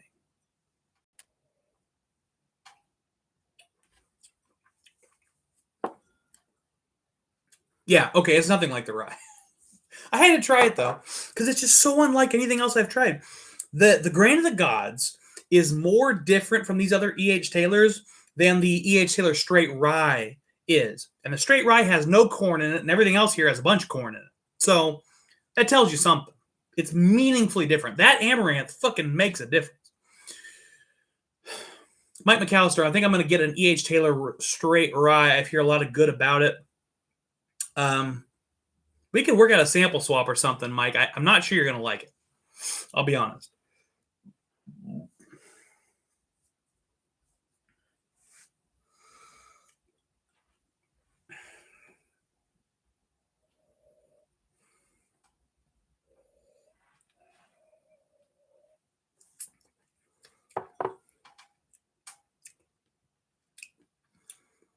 Um,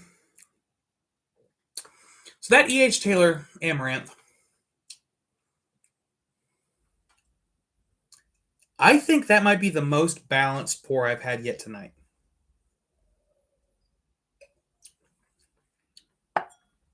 The 4 grain, um, it's just too grainy, like, which kind of is duh, but um, it's really grain forward at the front of the palate. It's sweet, it's soft, it's gentle, takes you on a soft, quiet journey.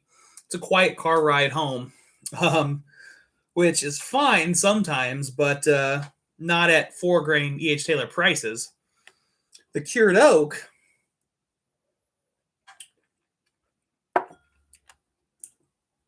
oh, the cured oak is a ride home in a limousine with a hot tub in the back and a beautiful woman under each arm. That is a comfort. Or a hot guy under each arm for the ladies in the chat.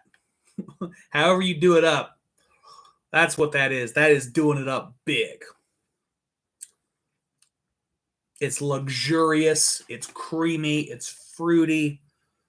Oh, I'm a big fan of that cured oak. The Grain of the Gods.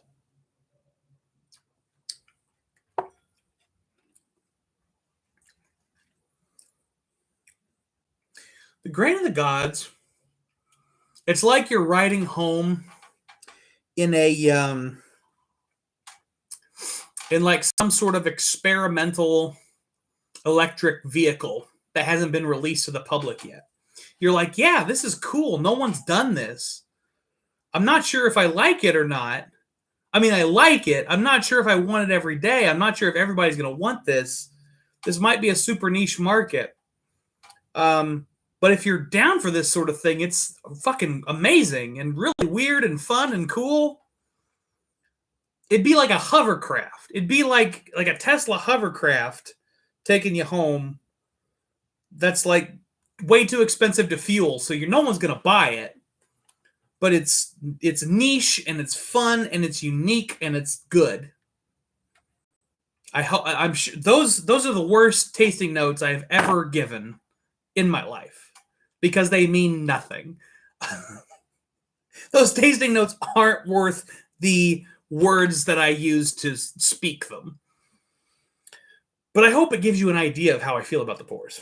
That's the best I can do right now. Yeah, I'm going to have to take tab 2.5 up on that opportunity for a little bit more of this. This cured oak is fucking amazing.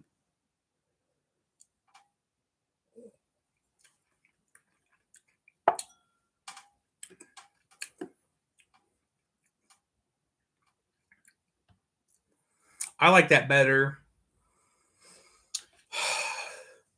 I like that better than at least 3 or 4 of the Van Winkle line that I've tried. The Van Winkle line has 6 pours in it. The 10, the 12, the rye.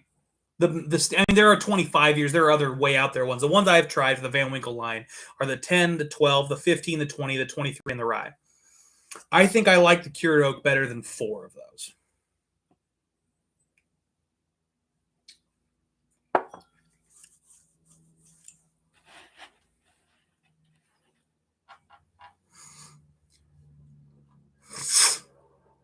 Yeah, I mean, I can see why Bourbon Baller. They are, they're really unique. They're really fun. They're very tasty. I get why people chase these now. I really do. Especially in the context of the other Taylor. Like, if you like the other Taylors, which I do, then you look at these and you go, wow, this is like X times more.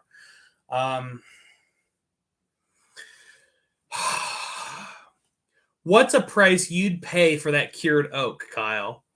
Nate Cooper asked in the chat. So here's what I'm going to do, Nate.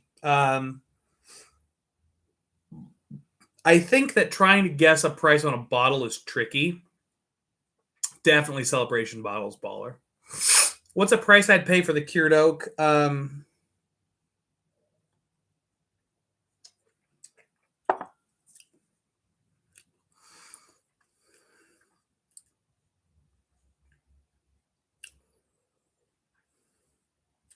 I mean, if I was at a bar and I could get an ounce of that for $40, I would probably do it. So an ounce for $40, and there are 26-ish ounces in a bottle. So I'd pay $159.99 for a bottle. Tab25 says 3K. I don't think I would pay 3K. I'd pay. I mean, I don't have a whole lot of money floating around, but just quick back of the napkin math. If I bought a $40 pour, that'd be $1,000 for a bottle. I don't know that I would actually shell out $1,000 for that bottle, just because like I am not that liquid. My cash is not that liquid, and I do think I prefer the Redbreast 27 to this.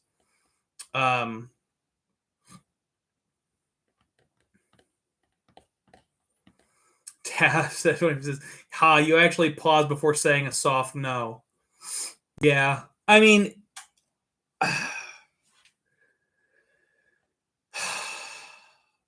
I think if I saw a bottle on the shelf that I had to crack before I left the store, so I couldn't resell it.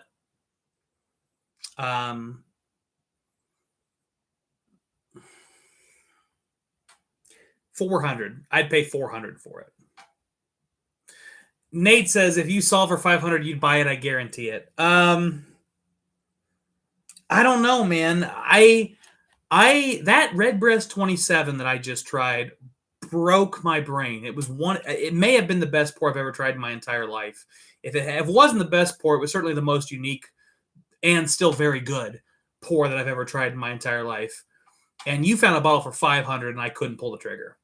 So I don't think there is a bottle right now that I couldn't resell or I couldn't make some money off of by splitting it or something, so I could have some and not go out $1,000. Like I just can't afford to do that. I don't have that much money laying around. I don't really have $300 or $400 laying around, but as much as I like this, I would find a way to make it work at 400. And that's about as good as I could honestly do, given my finances. It's a problem with government work. They don't pay you enough.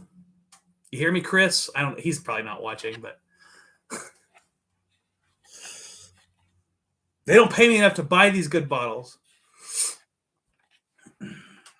But goddamn, that's good. I really like that cured oak.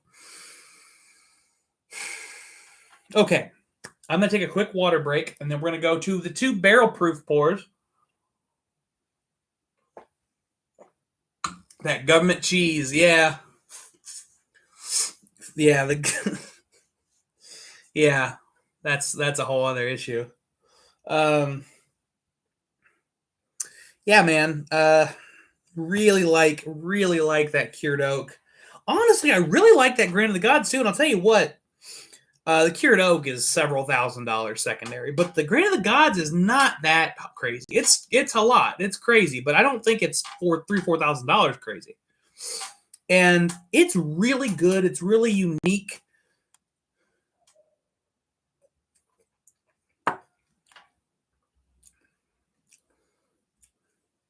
I just got German chocolate cake. Yeah, that Grain of the Gods is like I'd buy a bottle of that. I'd buy a bottle of that.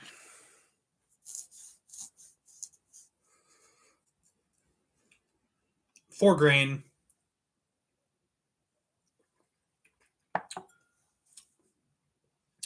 Four grain's just okay. Of the 3 super rares that I was able to try, the 4 grain is clearly my least favorite, which is sad.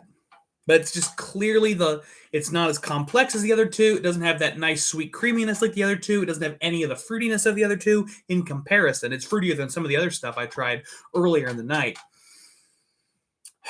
Yeah, the 4 grain is just disappointing comparatively.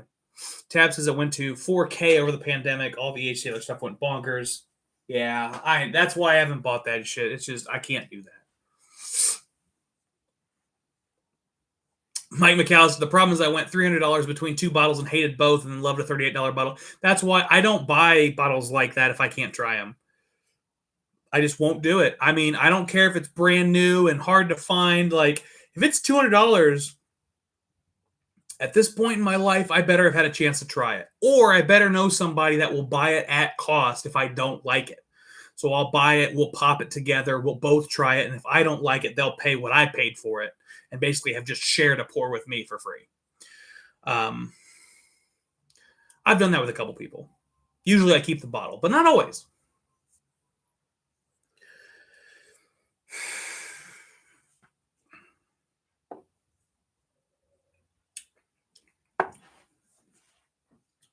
I'm gonna let that Grain of the Gods sit out some more because it's really weird and interesting in a fun way. Water. Need a bit of water. Okay. I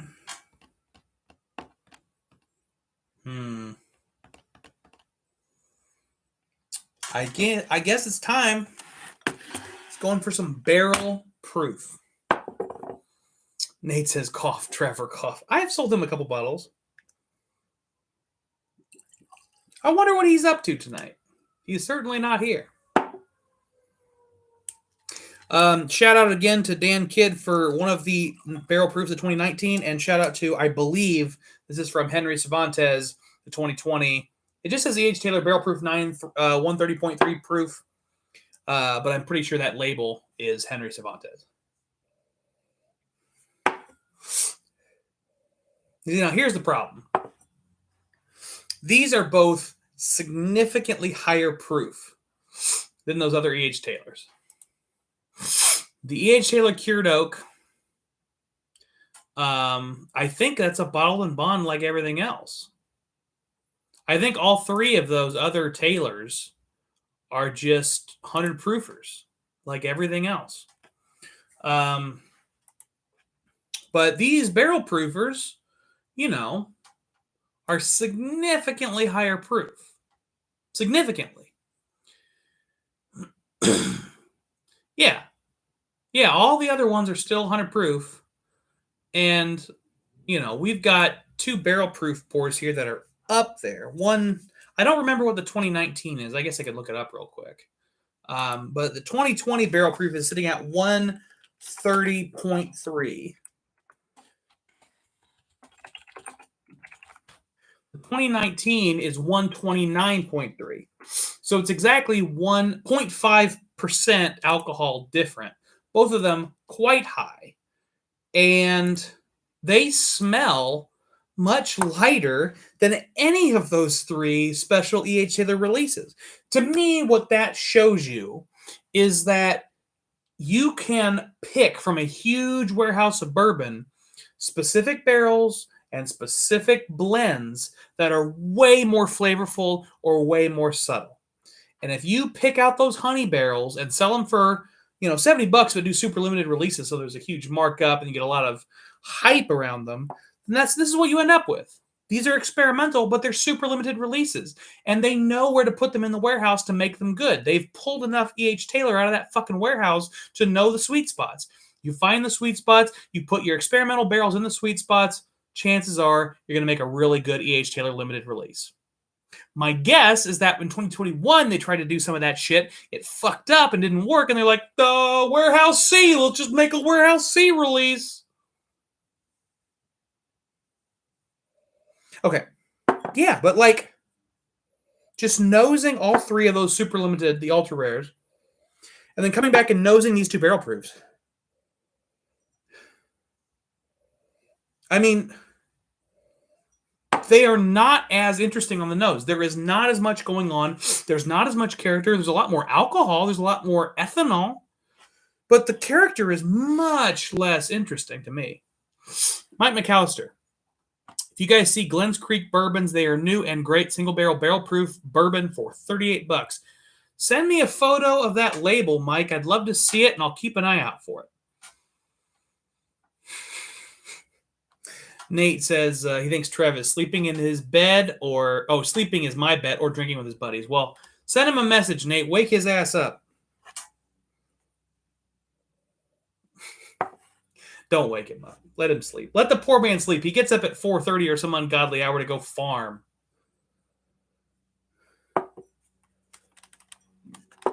Well,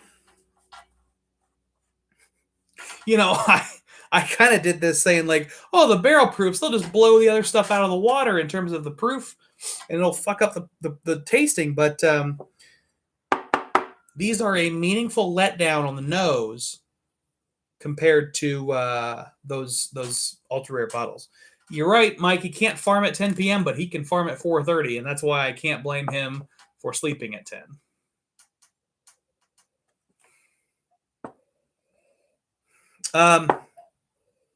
So 19 versus 20. Let's get into this. Let's do this. The 19, light, sweet, a lot of vanilla extract.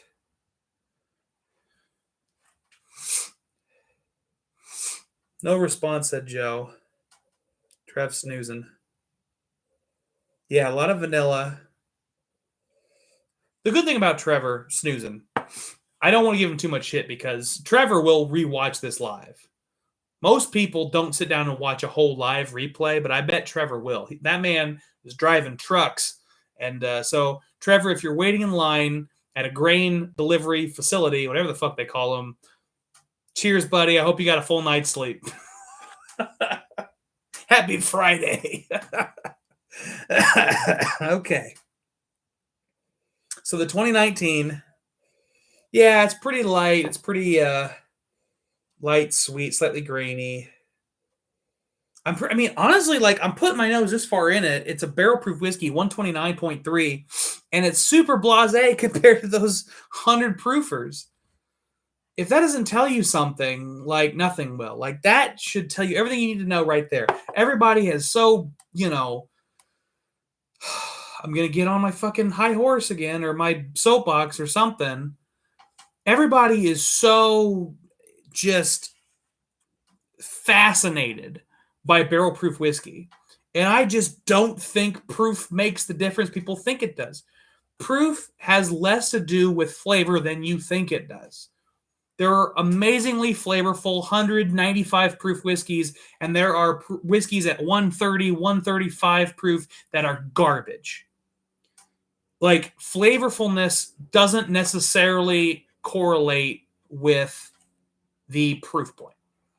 And that's not even talking about light whiskey. Like, forget about light whiskey and Bourbon 30 and J. Mattingly and their 140 proof stuff that's coming out that tastes like water. Well, yeah, it does because it's all light whiskey. It's all distilled like up to like 180 or some shit.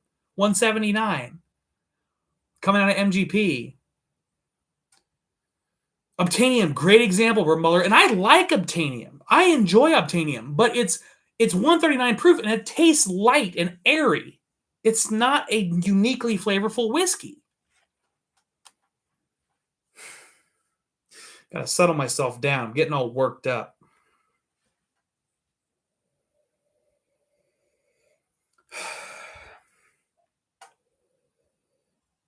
I'm getting a distinct peppermint candy vibe. If you remember those little those white peppermints that are round, and then they have little like red edges that are like that, little red edges all the way around with white in between them. This smells like those. I actually had a teacher, Mr. Hagedorn. He was my 10th grade history teacher, social studies teacher. And he told me that he used to buy big, like 5-pound bags of those mints and then open them all and leave them sitting until they got soft. And I, to this day, don't know if he was joking or not. He was a weird dude. Anyway, little blast from the past with Hagedorn. Tab 25 brings up the Knob Creek 15-year. Exactly. If you guys saw a recent blind that I did, I think that might have been the blind that Mike McAllister set up. The Knob Creek 15 is a hitter.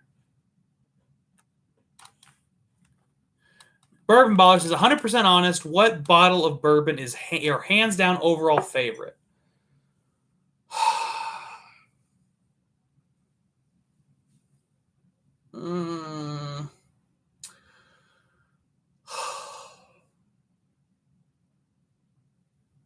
My hands down overall favorite bourbon. That's tough. That's very tough. I think the 2019 William LaRue Weller has to be up there for me. That was a fantastic pour.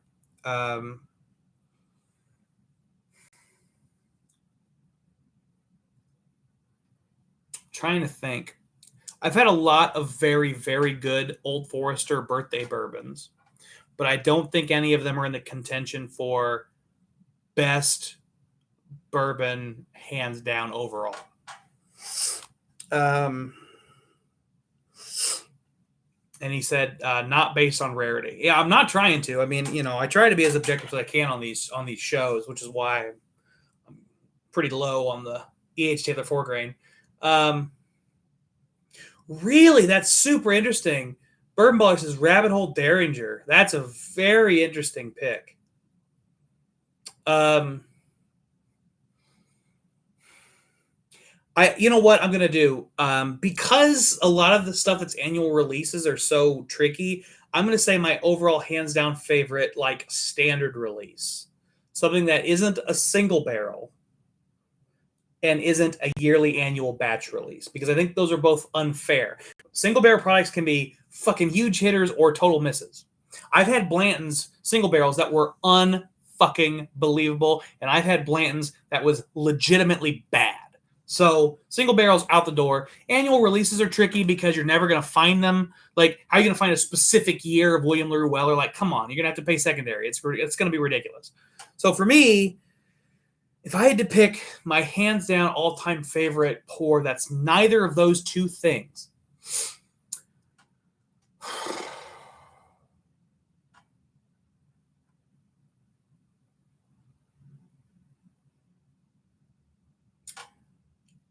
man, I've painted myself into a corner on this one. Shit. I mean, I may have to say Buffalo Trace. Just the standard-ass Buffalo Trace. I guess I could say Rock Hill Farms. I mean, Rock Hill Farms is Jim Beam Peach. Smoke Wagon Uncut's very good. Yeah, I think it might just be like the Mash Bill 2 from Buffalo Trace, Rock Hill Farms, which is the sort of pinnacle of Mash Bill 2. Buffalo Trace Mash Bill 2 just hits it right for me. It really does. It gives me everything I want from a whiskey. And the problem with so many of the other products in that line is they're single barrel, so they're hit or miss, and you never fucking know what you're going to get. I mean, and I think Rock Hill Farms might actually be a single barrel. I can't remember, but like, I think if I have to pick something, it's going to be Mash Bill 2 from Buffalo Trace. Trying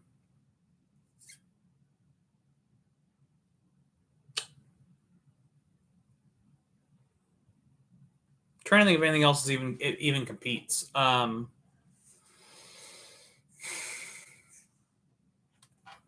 mean, I really like a lot of Brown-Forman products.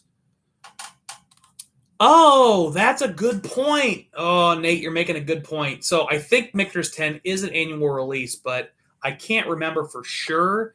And I love Michter's 10. So that could be also definitely one in the contention. Let's get back to the barrel proof, though. Great question, though, Bourbon Baller. Love that question. If you have an answer to what your answer is on that, Bourbon Ballers says Rock Hill Farms is drinkable. If you have an answer to that question yourself, throw it in the chat. I'd love to hear what your favorite hands down bourbon is. And I'm going to add the restriction of no single barrels. So you can't be your favorite single barrel one off that you just happen to find, and no annual releases. So something you can actually go get.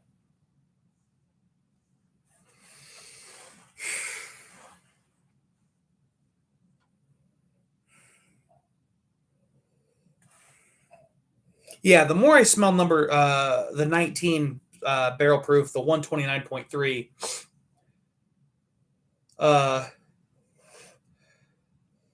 the more I get like sort of a mintiness, the sweet mintiness. I mean, I mentioned the peppermints before, which took me on a whole other rant. But that mintiness is super prominent. It's definitely sweet, definitely vanilla.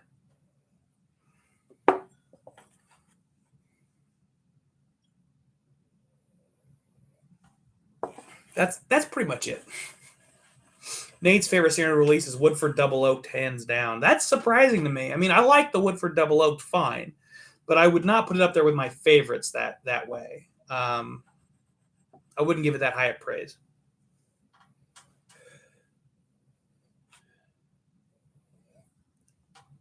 While I'm thinking about this, if you are a member of my Patreon, listen close, Patreon members, if you are at the level where you have access to quarterly samples or 3 times a year samples, whatever I'm doing, if you have access to the samples, you have 1 week to opt in. I'm not doing an opt out. I'm doing an opt in. You need to tell me that you want the samples. Go to patreon.com/thedrinkpro. You already know what it is if you're already a patron. So let me know. I've pinned a comment. I've pinned a notification. Comment in that notification. Let me know you want these samples. I'm not sending them to you if you don't comment.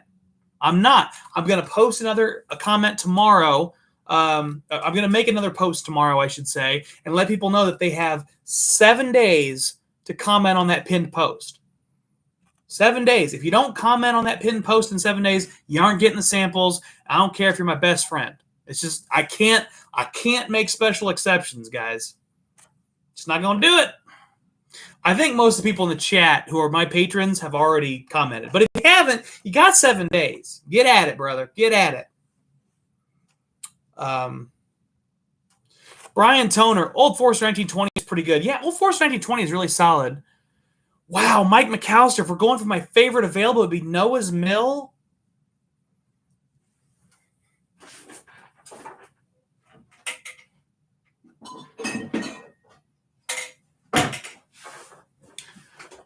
Mike McAllister, come pick up this bottle. Bring some samples. Don't be a dick about it. Come pick up this bottle. It's yours. It's yours, but you got to come get it. Let me know when you're in Indy. This is for you. Woo!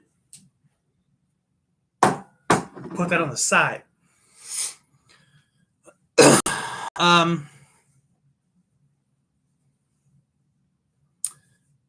I really did not like Noah's Mill, so I'm happy to give it to you, Mike. Different strokes for different different. Ugh, that's not a good sign. Different strokes for different folks. Cooper's Reserve. That's the second time I've heard about that. Bourbon Baller says, I think if I'm spending $20 on a bottle, I'm getting Cooper's Reserve. Now, Cooper's Reserve, that's where is that coming out of? Is that because I thought that was sourced from Dickel, and then it kind of sounded like it wasn't, and so I got confused by it.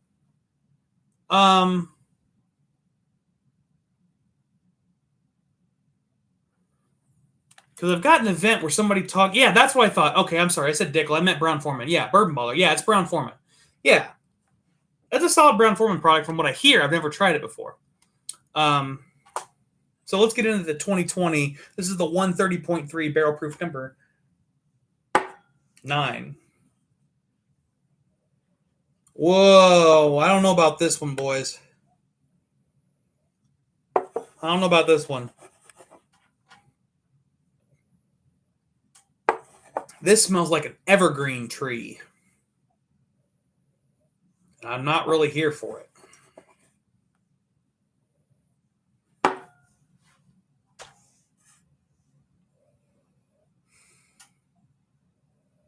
Yeah, I don't know about this. I just get tons of evergreen. I get a little bit of vanilla and a little bit of like cane sugar. I mean, honestly, yeah, this smells like barrel-aged gin, Nate. It really does, to me at least. Wow. Maybe I've been away from it too long. Let me smell some other Taylor and then get back to it.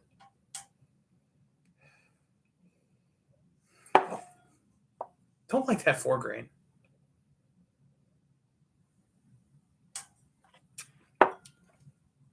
I'm killing it. Tab 2.5. I'm getting another sample, brother. I just have to do it.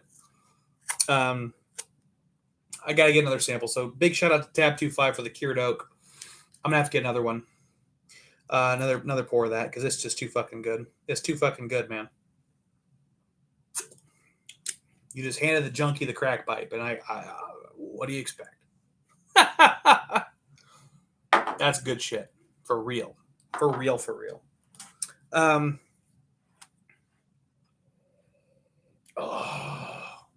Oh, so good. It's so good. I want more. Okay.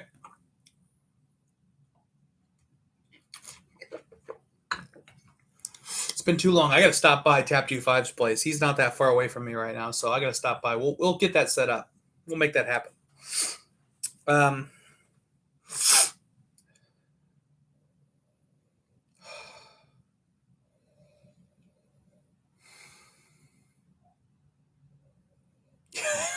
Nate says, yeah, he'd pay $500. I don't know, man. I don't know. God, the Barrel Proof 9 is not good.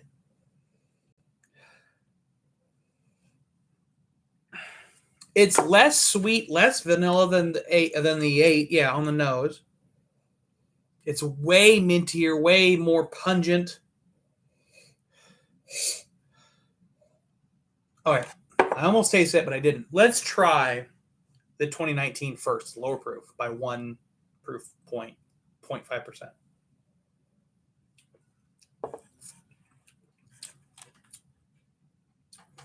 Now, see, that tastes a lot better than it smells. It's sharp. I mean, it's high proof, but you get a lot of nice sweetness. It's a beautiful oak. The oak on this is perfect.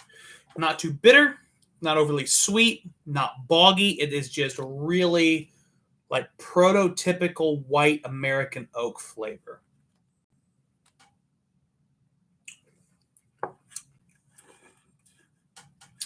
Pretty citrusy up front. Lots of like lemon zest vibes. Mid palate gets black pepper and black walnut.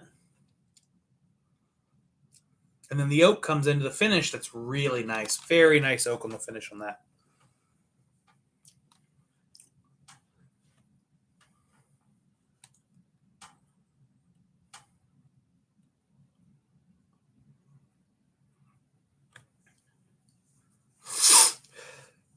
Sounds like Bourbon Baller didn't get his bottle of Rabbit Hole 15.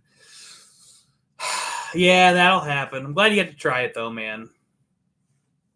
No, I think he was saying that. I think he was saying he didn't get it, Nate.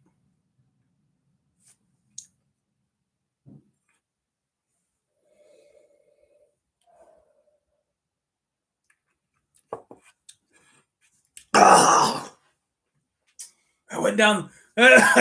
I went down the wrong pipe. Oh, no.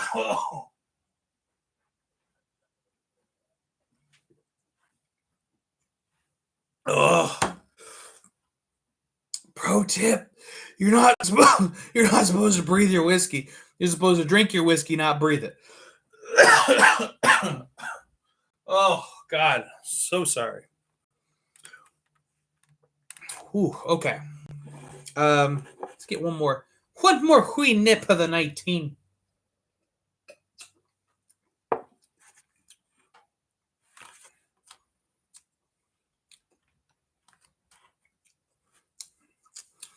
Yeah, it's a little minty in the mid palate too. The oak on that's really nice. The rest of it is kind of like meh. I mean, yeah, it's super high proof, but it's not more flavorful. I'm just gonna go ahead. Oh, oh, I'll get that later. Gonna go ahead and pour a little bit more of my single barrel because I think this at 100 proof is more flavorful than that at 129.3.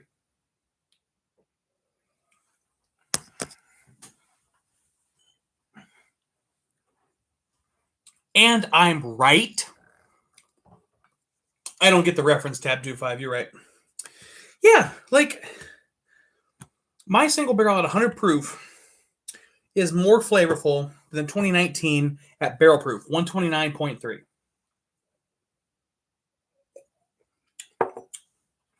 Yes, it's higher proof, a little bit minty.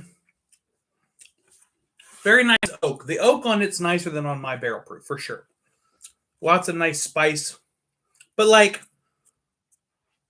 I just the more I get into whiskey, the more I feel compelled to hate on proof whores.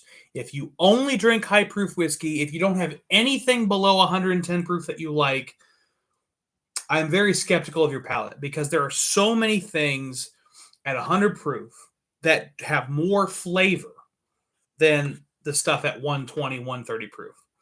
Forget about that burn. I don't necessarily need the burn. The burn's nice sometimes, but if you don't like anything below 130, 120, or 130 for that matter, then you're just not looking for flavor. You're looking for hurt. And the hurty whiskey is not always better. Sometimes the not hurty whiskey is good too. Well, that failed. Okay. Let's try the Barrel Proof 9, the 2020 edition, 130.3, one more whole proof point. That means 0.5% alcohol by volume increase. Maybe that'll make the difference.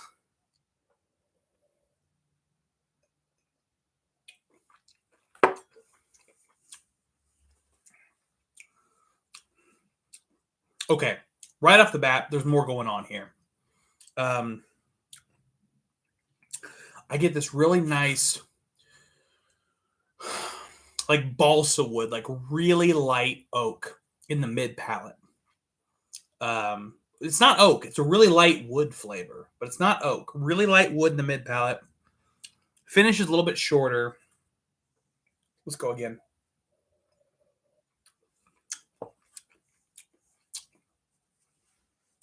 Tap 25 says this one is hot. This is hot. It's hot. But it's citrusy, a lot of vanilla, a lot of caramel. I mean, there's a lot of things going on in here that I really like.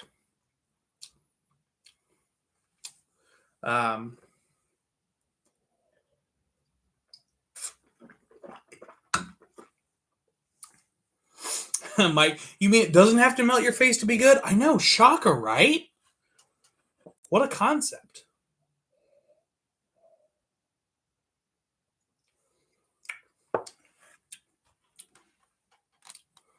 I mean, vanilla, mint, peppermint, not spearmint. It's not the sweet mint, it's bitter mint. The nice balsa wood in the mid palate. It's sweet throughout and it's lemony throughout. Finish has a little bit of black pepper. But the light, airy wood component is really nice on the 2020, the barrel proof number 9. The barrel proof number 8, 2019.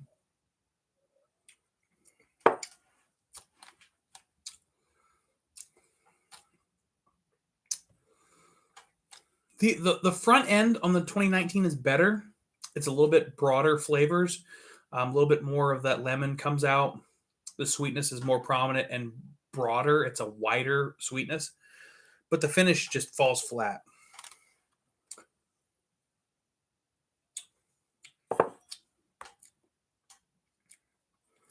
And that 2020, the 2020 honestly reminds me of a light whiskey at the front of the palate. Like the first thing you taste is like super citrusy, super lemony.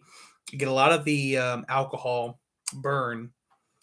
And then very quickly, it gets into this really nice, interesting, subtle wood. I mean, I think I prefer the 2020. But both of them pale in comparison to any of the 3 ultra rares. I'll drink the 4 grain again, just to be sure. This is my least favorite by a lot.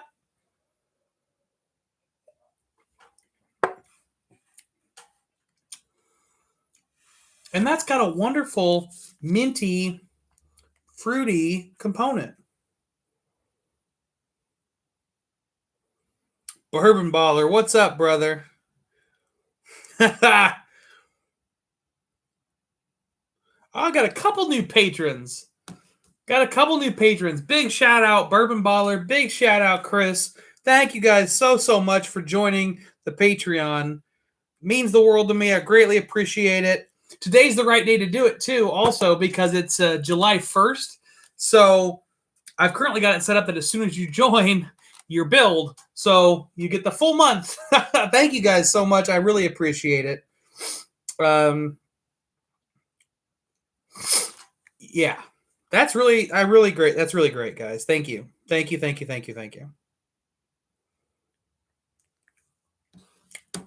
I will add you guys to my rolling credits. Oh, man. Okay, so I lied before. The 4 grain Bourbon Baller is semi-baller level. Yeah, I feel that. Brian Toner says Canada Day. I don't know what that means. I mean, is that today? Is today Canada Day? I don't even know what Canada Day is. Let's fucking Google this shit. Canada Day. It's today. Happy Canada Day. What the hell is Canada Day? It celebrates the anniversary of Canadian Confederation, which occurred on July 1st, 1867, with the passing of the British North America Act, which 4 separate colonies of Upper Canada, Lower Canada, Nova Scotia, and New Brunswick were united under a single dominion within the British Empire called Canada. Originally called Dominion Day, it was renamed in 1982. That's pretty cool. Well, congratulations, Canada. You first became a country still under British rule, which, I mean, you know, I'll only give you so much credit. Well, that's cool stuff. I learned something today for sure. All right, so I lied before. Canada Day, Bourbon Baller. Canada Day is a day to celebrate Celine Dion, right? Yeah, I'm trying to think other great celebrities from Canada. Seth Rogen. Seth Rogen's from Canada, so I think it's a good day to go smoke some weed and laugh. Like, oh, man, laughing like that made me cough. Okay, note to self: I can't do a Seth Rogen laugh. Oh, man. She's a Quebecer. That's good to know. Seth Rogen, I don't think is from Quebec. I don't remember where he's from. Who else is from Canada? Let's all enjoy some Canadian bacon. I'd be down. Should I DoorDash some Canadian bacon? I am getting kind of hungry, and it's almost a tradition at this point.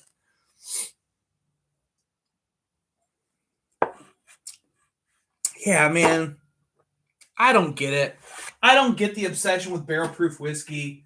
Like, honestly, hold on.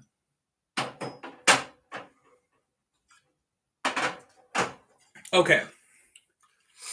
Regular ass Elijah Craig barrel proof. This is the A120. I'm guaranteeing right now that this is better than either of these E.H. Taylor barrel proofs. It just is. I'm super unimpressed with these.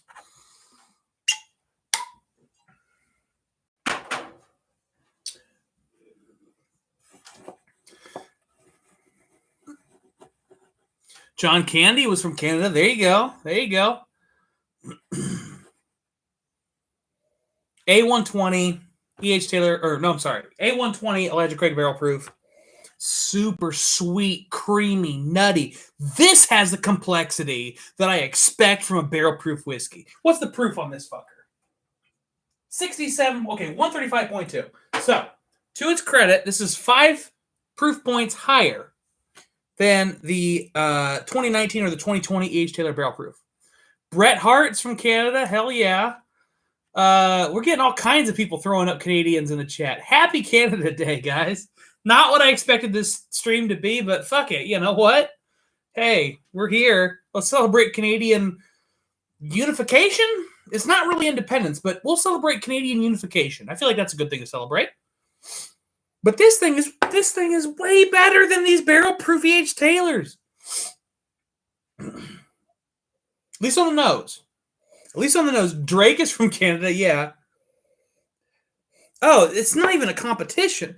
And as I've already stated, and I stand by this aggressively, I far prefer Buffalo Trace to Heaven Hill. I like Heaven Hill just fine. I got a whole shelf of Heaven Hill. But I've got at least 2 or 3 shelves worth of Buffalo Trace. I far prefer Buffalo Trace. And I'm telling you. And the A120 is not my favorite batch. Go watch my review of like the 6 or 7 different Elijah Craig barrel proof batches. A120 was not at the top. Not even close. And on the nose, I far prefer it to either of these E.H. Taylor barrel proofs. Far prefer it. Let's sip it. Let's just be sure.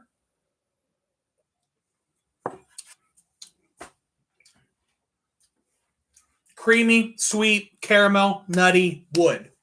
Boom. The 5 important flavors, they're all there. They're all present and clean and crisp. It's a little oakier than I'd like it to be. It's a little more bitter than I'd like it to be. But you compare it to, I'm going to just back to back either of these E.H. Taylor barrel proofs.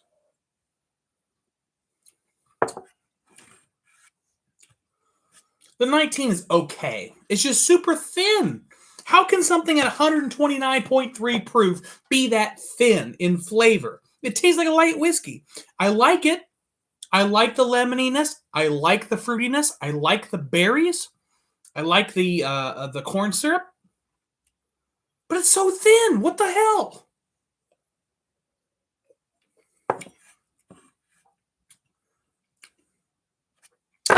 And the 130.3, the 2020 barrel proof, it's like actively bitter and almost like a chemically bitterness. That's just not good.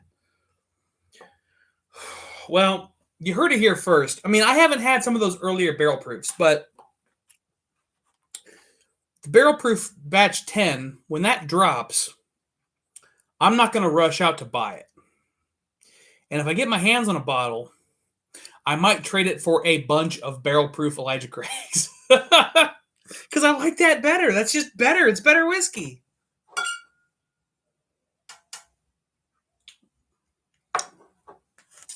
We got Drake, Neil Young, Mike Myers, Ted Cruz, Ryan Reynolds, Jim Carrey.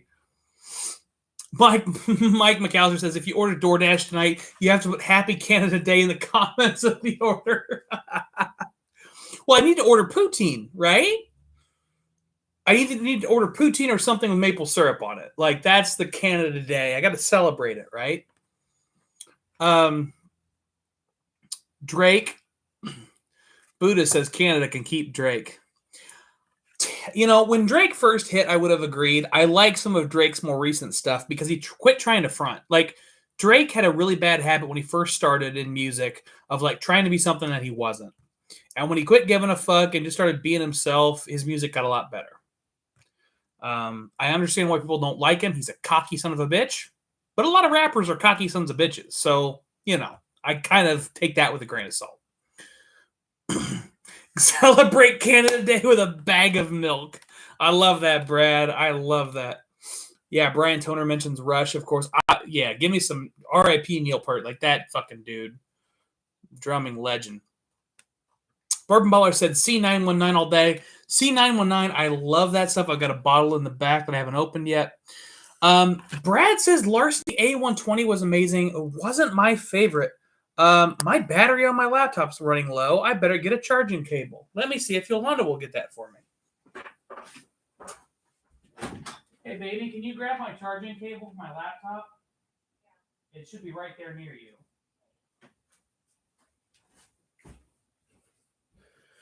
Did you get your gummy bears? Can you bring them? Why?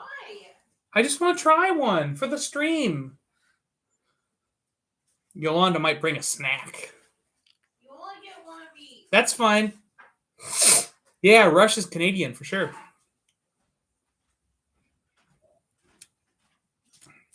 E.H. Taylor barrel proof, not worth it. Can you plug it in into that 3 splitter right there? The light isn't. Well, I'm sure you can make it work.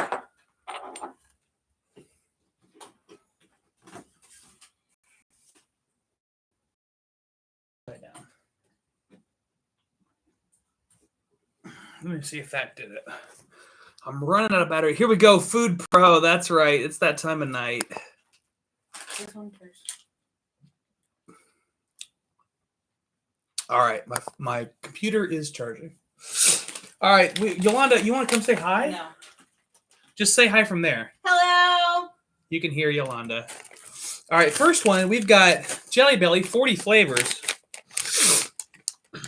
I'm super colorblind, so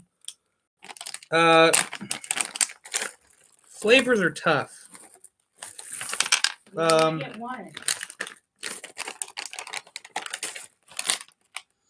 So the white is that French vanilla? Let me see. What are these flavors? I can't read these. The Guess Who BTL, hell yeah! Brian's shouting out some classic rock, and I gotta say, I love classic rock. I'm a big fan. This one is either Dr. Pepper chocolate pudding or cappuccino. Don't want it. This one is bubblegum. Don't Or want cotton candy. This one's either red apple, berry cherry, or no, I think it's one of those two. Gee, thanks. One out of two ain't bad. Coconut or A&W cream soda? No, put it back. Okay. This one I think is watermelon. Perfect. Let's do watermelon. All right, here we go. Bourbon Baller, new to the channel. Keep the pimp hand strong and smack the like and sub. There you go. Brian Toner naming these great Canadian classic rock bands. I'm so here for it. I love all of the bands you've named, Brian. That's watermelon, Jelly Belly, super fake. I love it. I don't know what flavor this is. I'm gonna get too. What flavor was it? That was like red cherry. This is the third one I stole. She didn't see this one. That's the bubblegum one. That's super. They are amazingly okay. So I don't eat a lot of jelly beans. Jelly Belly jelly beans. These with their flavors. Are surprisingly vibrant in their flavors. Like they say they're a thing. They are that thing in your face. Very aggressive. Tasty, but aggressive. Okay. Let me clear my palate. I mean, this will clear your palate for you. No. I gotta. All right, so we gotta clear my. I don't know if I've ever had Jelly Bellies, Nate. Bob and Doug McKenzie are the best, eh? Hey, these are Jelly Bellies. I know. I don't know if I've ever had them before. That's what I was saying. Oh, well, you just had one, so you had 3. Before tonight, I mean. All right.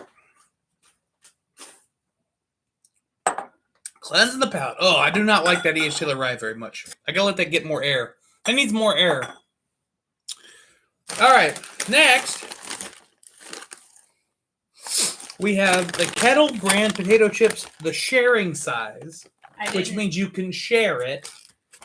She rolled her eyes. You didn't pay for these, and you thought I was being stupid for ordering snacks. Sea salt and vinegar flavored.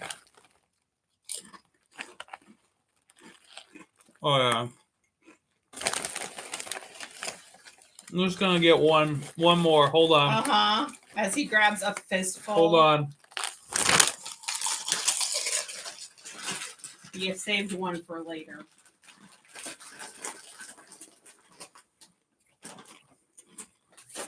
The next two are my favorite out of the bunch, so you gotta be sparing. I'll be sparing. Uh-huh. Oh man. You guys, hold on. I love me some salt and vinegar chips. I'm about that life. That's good stuff. See, I didn't think you liked them, which is one of the reasons I got that flavor. Oh no, I like it. No, you don't like barbecue. I don't like barbecue. Damn True. it. I do not like barbecue chips. Not my thing.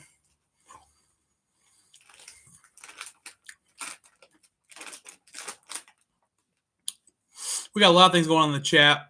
I can't follow them all. Yeah. Mike McHauser says, "Kyle, take the rest of the night. I think I taste grape in this." Just kidding. They're great, Jose and Brad. I did say ordering gummy bears was stupid, not snacks. Thank you, Nate, for defending me against my partner. Man, Akeem likes Lucky Charms. Tap25 says he's been thinking about opening the Promise of Hope bottle. Good pour to celebrate if your closing happens. Cheers to that, brother. Let's get this house bought first. Man, it's been a... Let's find a house. Well, first. it's been a fucking battle. Nate says you've never had Jelly Bellies and you don't like barbecue chips. Holy shit, I can't be friends with you. Sorry about your luck, Nate. All right, what is this? All right. We got Muddy Buddies by Chex Mix. I feel like 3 is a proper That's sampling. fine.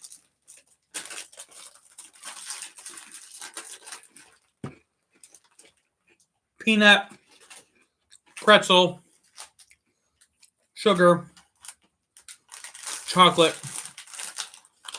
rice Chex. It's fine. It's okay. Before we taste these, another palate cleanser. This is what I got in place of gummy bears. Oh, you know what? I'm going to palate cleanse with the 4 grain because it's not very good. Don't go buy the 4 grain. Don't drop a couple thousand on the 4 grain. Instead, go spend $70 on the E.H. Taylor. I'm sorry, on the Elijah Craig Barrel Proof. Save yourself some money. Can I have 2? There are 2 there. Can I have 3? There's 3 there. There's 2 here. Can I have 3? That one's a big one. They're all like this little size. That's fine. Can I have one more? That one? Just let me show the people what it is. Okay, but I hate you very much for taking 3. What are they? Gummy clusters? I thought it said gummy castrates. I don't know what that means. Gummy clusters. All right. Gummy clusters from Nerds.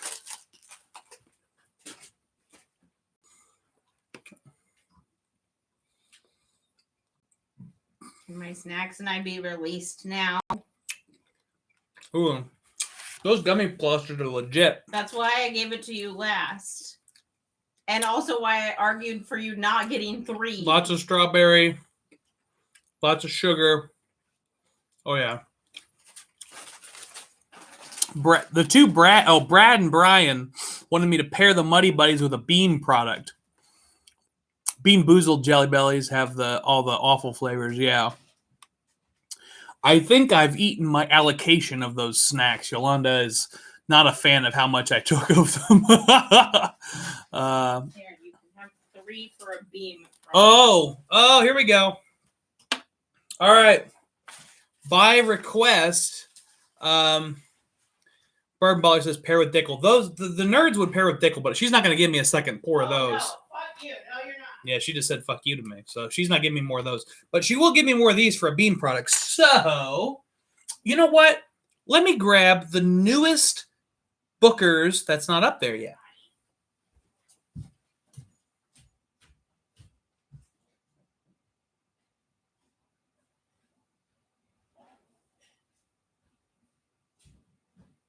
You're not stealing any more of my nose. So big shout out to Akeem the Dream for this bad mother. This is the 2016-03 Toogies Invitation, 64.5% alcohol. We're going to pair this with some Muddy Buddies. Buddha says, I enjoy gummy bears with my bourbon late night, of course. I can see that being a good pairing. All right, let's do this. Muddy Buddies, Beam. I'm going to taste this first. Smell it. Smells like Beam. Taste it.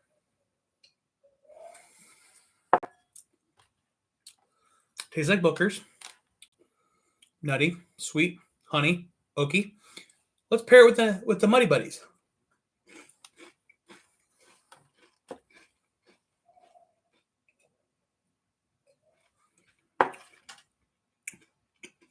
Ooh! Ooh! Woo-hoo! We discovered something tonight! Big shout out to Brad Bolke. I assume that says Boelke, Bolke. Big shout out to Brad. That was super fucking cool. The Beam really brought out the peanut in those Muddy Buddies. Like, really brought it out. Wow. That was fun. If you like Booker's and you've got some, go get some Muddy Buddies and take a handful and take a pour. Boom. That's fucking cool. I love that. I would have never thought to do that. Big shout out to Brad for that suggestion. Brad, go join my Patreon. Patreon.com/thedrinkpro. There'll be more great content, and I'll take your suggestions and make videos about them, just for people there.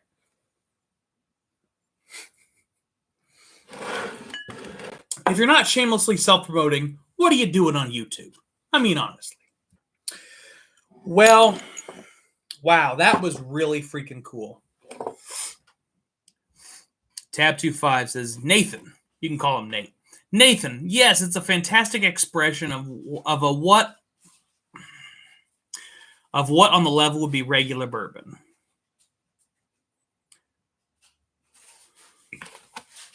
Tab25 asked me if I had any luck in the Payless events.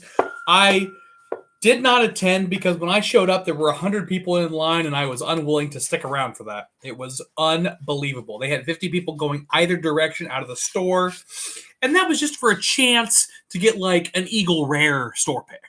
It was fucking unbelievable.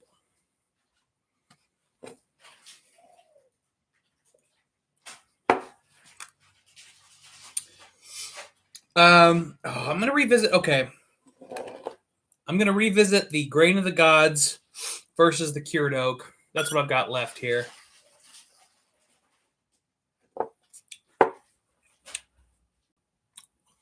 Guys, even after it's all said and done. You only get these if you accept my challenge. What's your challenge? You have to pair every single one of them with something.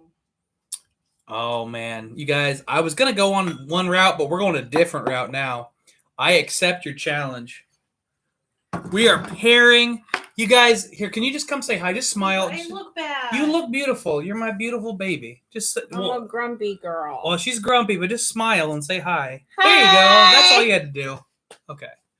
She's grumpy, but she has provided me with a series of snacks to pair with different whiskeys. And whatever the fuck I was just about to do is not as fun as what I'm about to do. This is better. So, okay. These are great challenges. Let me clean out a glass here. Let me clean out this glass. So, all right, I'm here. She's adding a fourth snack. I've got 3 already. Oh, here we go. Okay. Okay. So the 4 snacks. So the 4 snacks we're pairing are. Oh no, I'm dumping them onto the thing. So I've got Captain Crunch Oops All Berries. I've got salt and vinegar potato chips. I've got Jelly Belly jelly beans. And I've got these Nerds Bite things. So I'm actually going to start with the Captain Crunch Oops All Berries. Because there's different theories on pairing food and drink.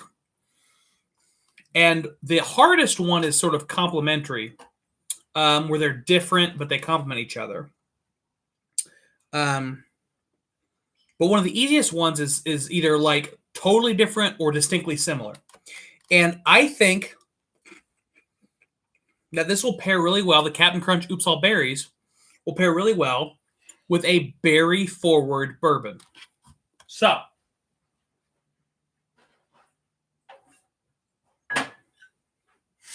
now Nate said Buffalo Trace with Captain Crunch. I would often agree with that, but a lot of the Buffalo Trace products that aren't the super premiums aren't as berry forward. The berry forward are store picks and super premiums in my experience. So what I've done instead is I'm going to go with a Larceny store pick. This is called Smooth Fruit, and it is the fruitiest, it's actually the fruitiest of any of the Heaven Hill products I've ever tried. Certainly the fruitiest Larceny I've ever tried. But I think you're on the right track, because it needs a fruity whiskey. So this is my assumed pairing. I'm only going to use 2 of the 3 remaining crunch berries, just to make sure that I've got enough if this doesn't work.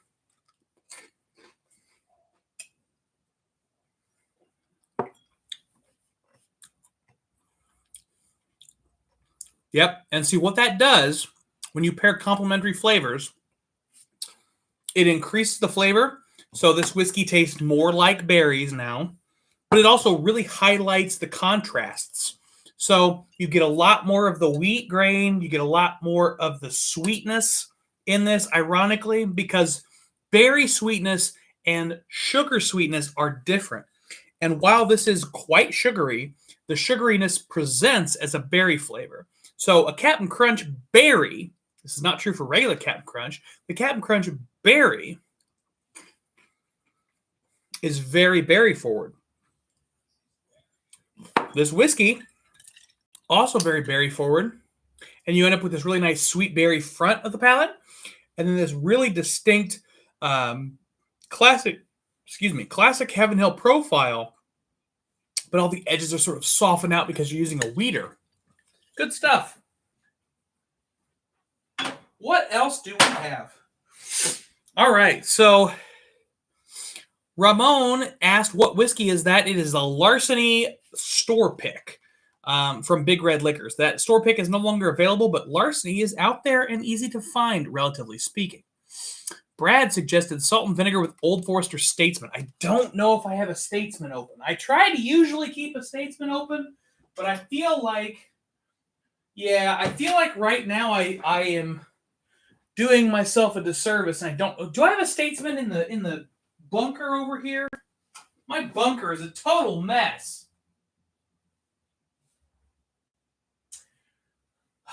I don't see a Statesman. I really should have one, but I don't think I have one. Yolanda, I think, is watching me in the other room. I hope she can check in the top left cabinet in the kitchen and see if I've got a Statesman in there. I don't think I do, but I might. All right. Nate says Captain with Weller 107. I'm out of Captain, Nate. Keep up with the times. I like the suggestion of a briny whiskey with the salt and vinegar chips.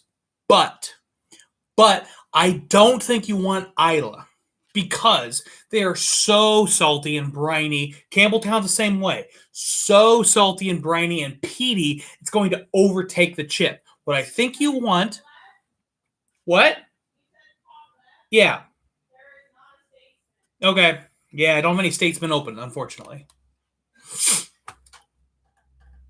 It is good, Ramon. You definitely can find that in a couple of different things. I would highly recommend searching through Buffalo Trace single barrel products, whatever you can find from single barrel Buffalo Trace.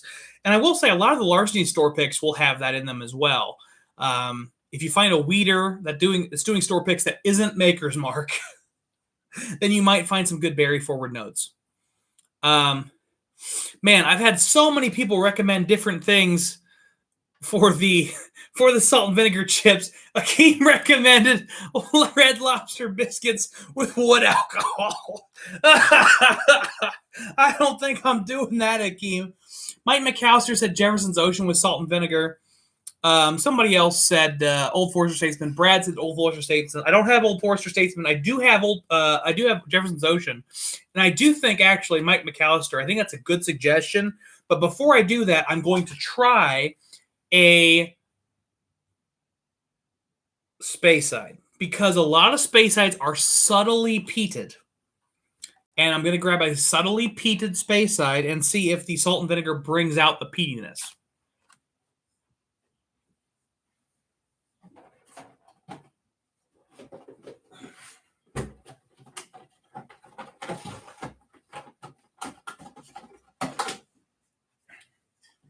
This is a Speyburn Speyside. It is the Ohio pick. Shout out to Nate Cooper for getting me this bottle.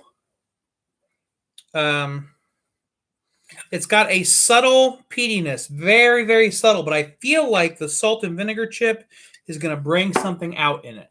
That's why I'm doing it. And Akeem has tried this, and he liked it. All right, so we're going to eat 2 of these chips with it and see how it goes.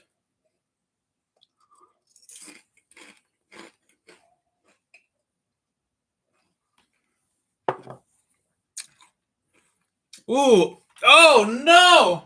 Oh, no. Don't do that. Oh. Oh, that's horrible. Oh, God. Oh, that's horrible.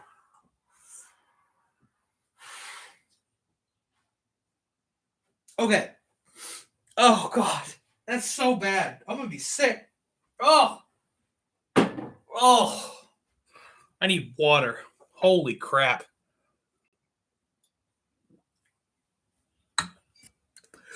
Oh, this is why you usually test these things before you present them to an audience. Oh.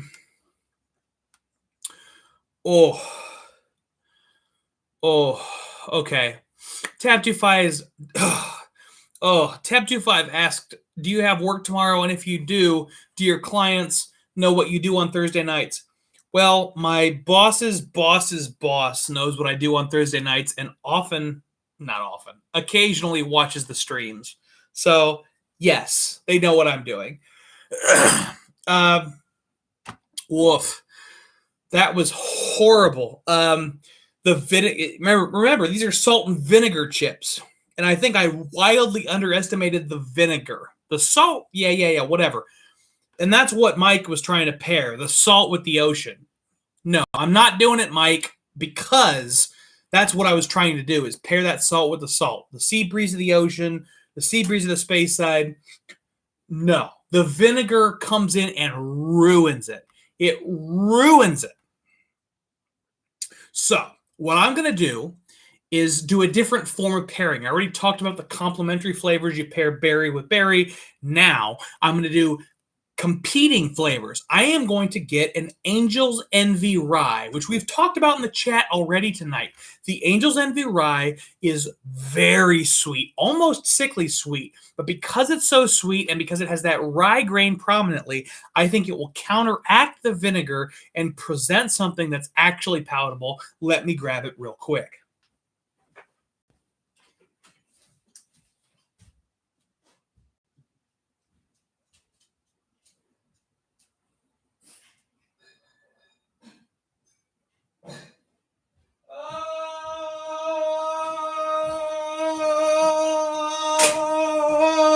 Okay. Here we go. Now, shout out to member of the Patreon, Mike Halliday, for providing me with this bottle. He hated it, gave it to me. Appreciate it, because I like it. Let me use a different glass. The Speyside is distinct enough that it really leaves a residue, in my humble opinion. Okay.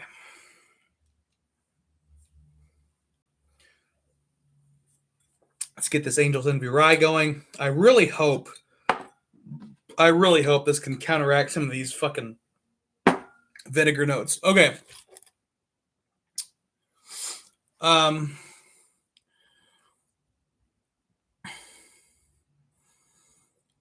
Yolanda said, do we need to make this a weekly challenge? Yolanda, snack pairing challenge. We will see the Puke Pro. Let's hope not, man. Okay. Salt and vinegar chips. We're going to try it with the Angel's Envy Rye.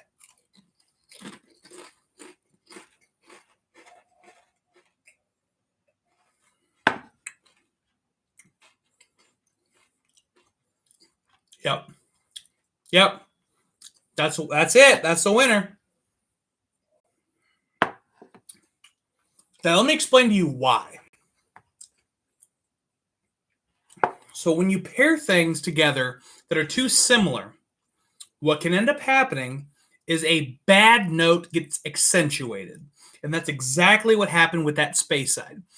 Is the potatoiness, the starchiness paired with the grain, and the saltiness paired with the brine, and the odd man out was the vinegar.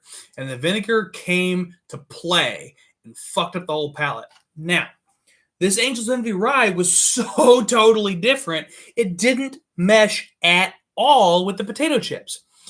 What that means for a flavor perspective is you eat the potato chip, you drink the rye, and then you go, oh, it tastes like salt and vinegar. Oh, then it tastes like sugary rye. Oh, and then you get this back and forth and back and forth. And even while you're chewing it and while you're drinking it, and that throughout that process, you get this sort of back and forth and back and forth. It's like a vibration.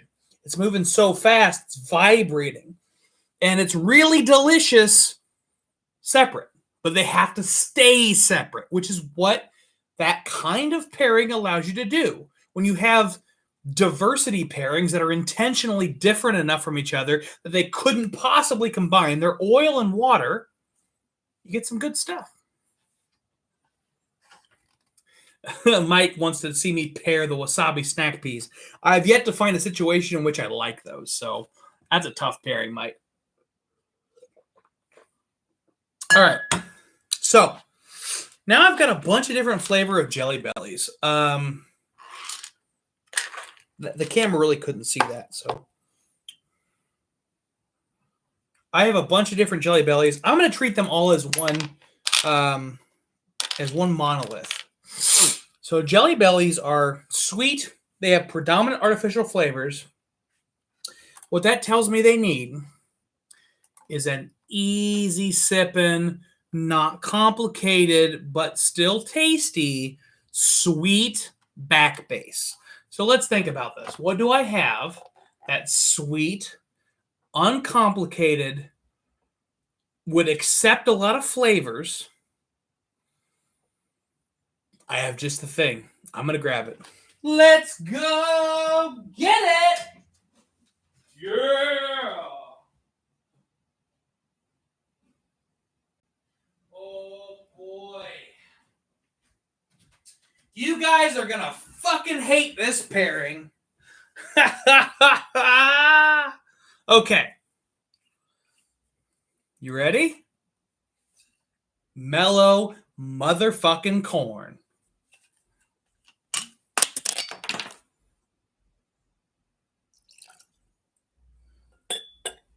Mellow corn. It tastes like sweet corn, end of sentence. That's what it tastes like. It tastes like sweet corn, end of sentence. Yeah. You can boo all you want to, Nate, but this will fucking work. This will pair. It will pair with any flavor of bean. And that's the point, because I'm going to eat all these flavors at once.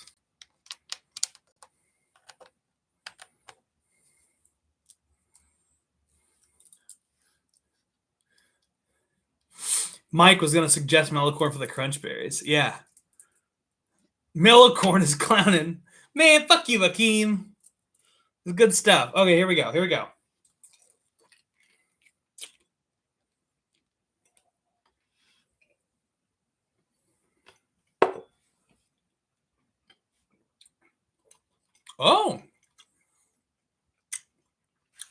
Oh, we're learning, guys. We're learning. Ooh, okay.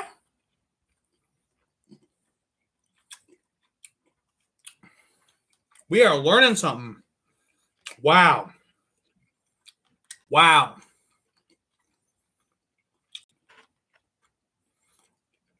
Guys, I gotta say, Akeem was kind of right. Ooh. Akeem was kind of right. The mellow corn was clowning a little bit, but I'm really glad I did that because it brought out the oak in the mellow corn. So I put in the jelly beans, I put in the mellow corn, and then when I put in the mellow corn, I get this real big rush of sweet oak. It just hits you in the face. It's big, it's bold, it's brash, lots of oak. And then that dissipates, and then the finish on the mellow corn is just sweet corn, and you can taste all the jelly beans. So it gives you this really cool, like, back and forth. That's awesome. Now, before I do the finale, which is these Runts gummy morsels or whatever the fuck they are. I want to answer Ramon's question. He said, "How is Old Forester single barrel looking to buy, but is it worth $75 to $100 price point?" Let's show the man. Okie dokie. So, I've got several of these bottles. This is one of them. This is the Spice Jam bottle. This is an Old Forester single barrel. Actually, this was one of the first Old Forester single barrels, one of two, of the first Old Forester single barrel proofs. Wait a minute. Did he ask about barrel proof? Ramon said, "How is Old Forester single barrel?" Ramon, did you mean the single barrel proofs or the regular ass single barrel? Put it in the chat. Let me know, and then I will respond accordingly. The salt and vinegar and Dickel. Yeah, I'm not going to do that, Mike. That sounds awful. But yeah, assuming that he's still in the chat, Ramon, assuming you're still here, I've lost a lot of viewers in the last 15 minutes. Ramon, assuming you're still here, did you mean the barrel proof? Because I will give you a real review.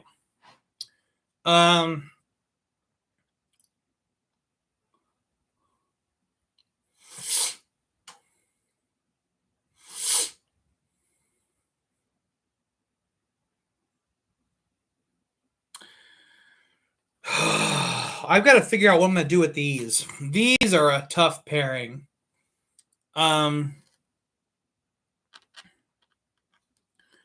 Toshibake says the barrel. I assume that means the barrel proof. Bourbon Baller's still here.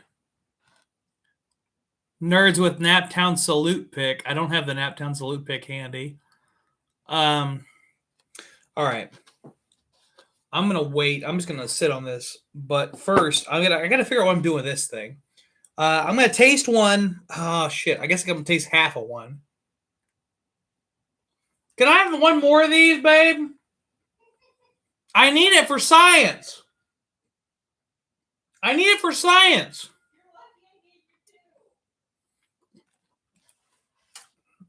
So is that a no? Fuck. All right. So the Nerds morsels, they're super sugary. I gotta go a different direction. I gotta go with complementary flavors. They're super sugary and super berry forward. So what I'm gonna do is find the creamiest whiskey that I can think of.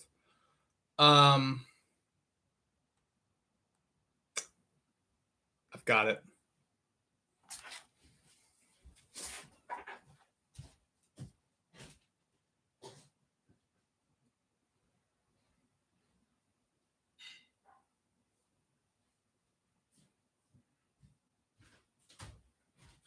I think this is gonna do it.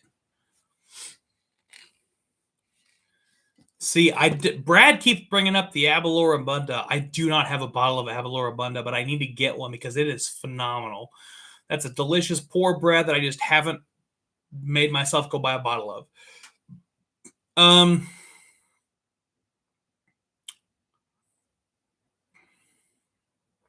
Okay, the chat's going wild and my glasses are getting all foggy.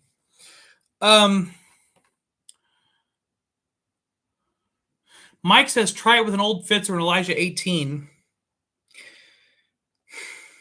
Well, I don't think it's going to pair well, Mike, but I will humor you and try it with the Elijah Craig 18 because I kind of want to sip it, basically.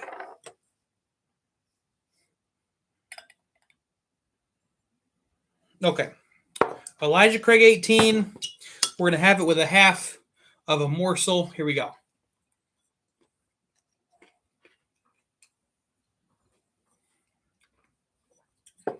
Nope. So the problem with that pairing is that the Elijah Craig 18 has a really nice fruitiness, a nice sweetness, but it's very subtle. And so you add in that super duper sweetness of the sugar, and it ends up presenting you with this very grainy 18-year-old whiskey. So you get grain and you get dry oak, which are the opposites of what you want from the Elijah Craig 18. So I really feel like because it's too complementary in the wrong ways, the Elijah Craig 18 doesn't pair well with these morsels. That was my concern, but I figured I was going to humor Mike McAllister because he's a good dude. Okay. What else is in the chat? Okay. Tab25 says he thinks he likes the OF 100 better than most of the BP picks I've tried. I'm sure there are good ones out there, though. There are some good ones out there, Tab25. I've had, in particular, one stands out to me that I will bring over so you can try it. I think we should do it blind. I think it'll stand out for you blind. Nate asks, what about Woodford Double Oaked or 1910? Let me see if I got 1910 open. I don't think I do. Nope. I do not have a 1910 open. Michter's American, my concern with Michter's American is the same thing I had with EC18, which is it's going to be too similar and bring out the worst notes in both. Joe Brown mentioned 1792 foolproof. Bourbon Baller says Glendronach 12-year. I don't think I have a Glendronach 12-year open. Brian Toner says 1792 as well. I'll tell you guys what. I will do the 1792 after I do what I think is my instinctual pairing, which is the Woodford Double Oaked. 2 doubles. But before I put that in a glass, I'm going to rinse out the fucking glass. Got to have a clean glass if you're going to pour double oaked in it. This shit is no joke. Okay. I don't have a lot of this left if you can't tell. But I'm doing it for you. I'm doing it for to my fans. To my friends and to my fans. Okay. I'm going to eat half of this because the other half, I'm going to do a 1792 foolproof store pick. But, oh, it's got oak. Okay, here we go. Half of this.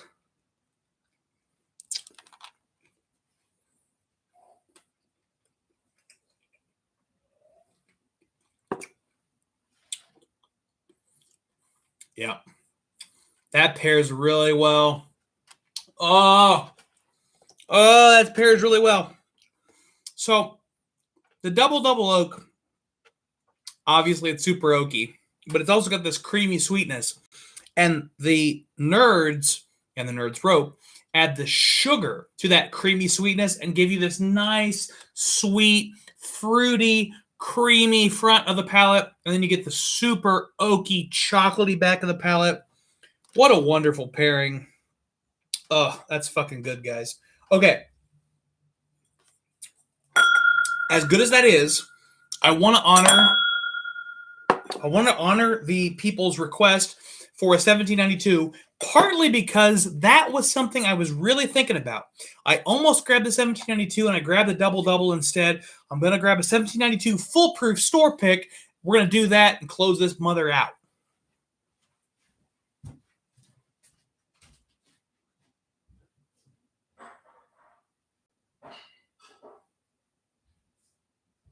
And here we go. Now, this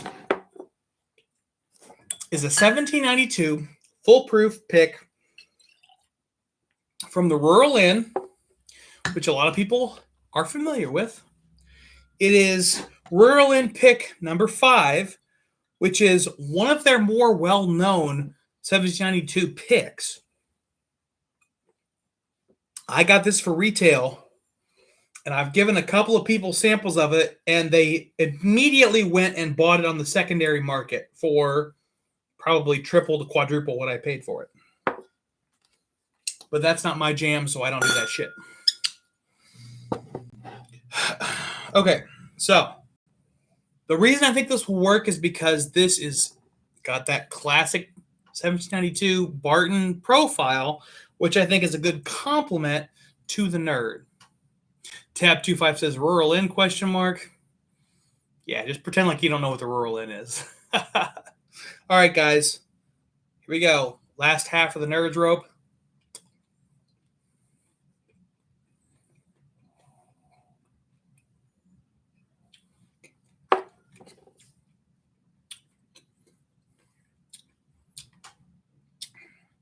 So it pairs okay. The problem is Barton products have a quasi-fruity profile.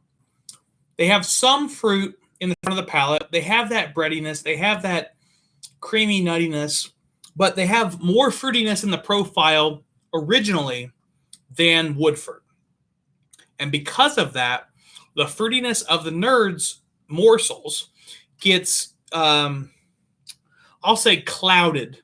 There's a cloudiness that occurs, and it blends together with the 1792, and it really hinders the flavor. You lose the crispness, you lose the cleanness. By the finish, it's fine, but compared to the double-double, there's no contest. The double-double wins because it's different enough that you have contrasting flavors that are different enough that they stand on their own, and then you have that sort of vibration bouncing back and forth between multiple flavors.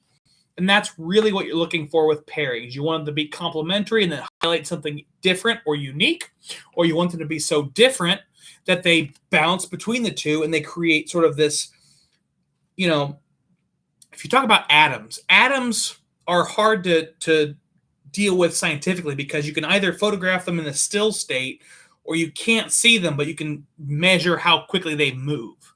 So you can't get both the still photo and the movement photo. And so when you're doing a complementary pairing, you're getting the still photo. You're accentuating one note and it lingers.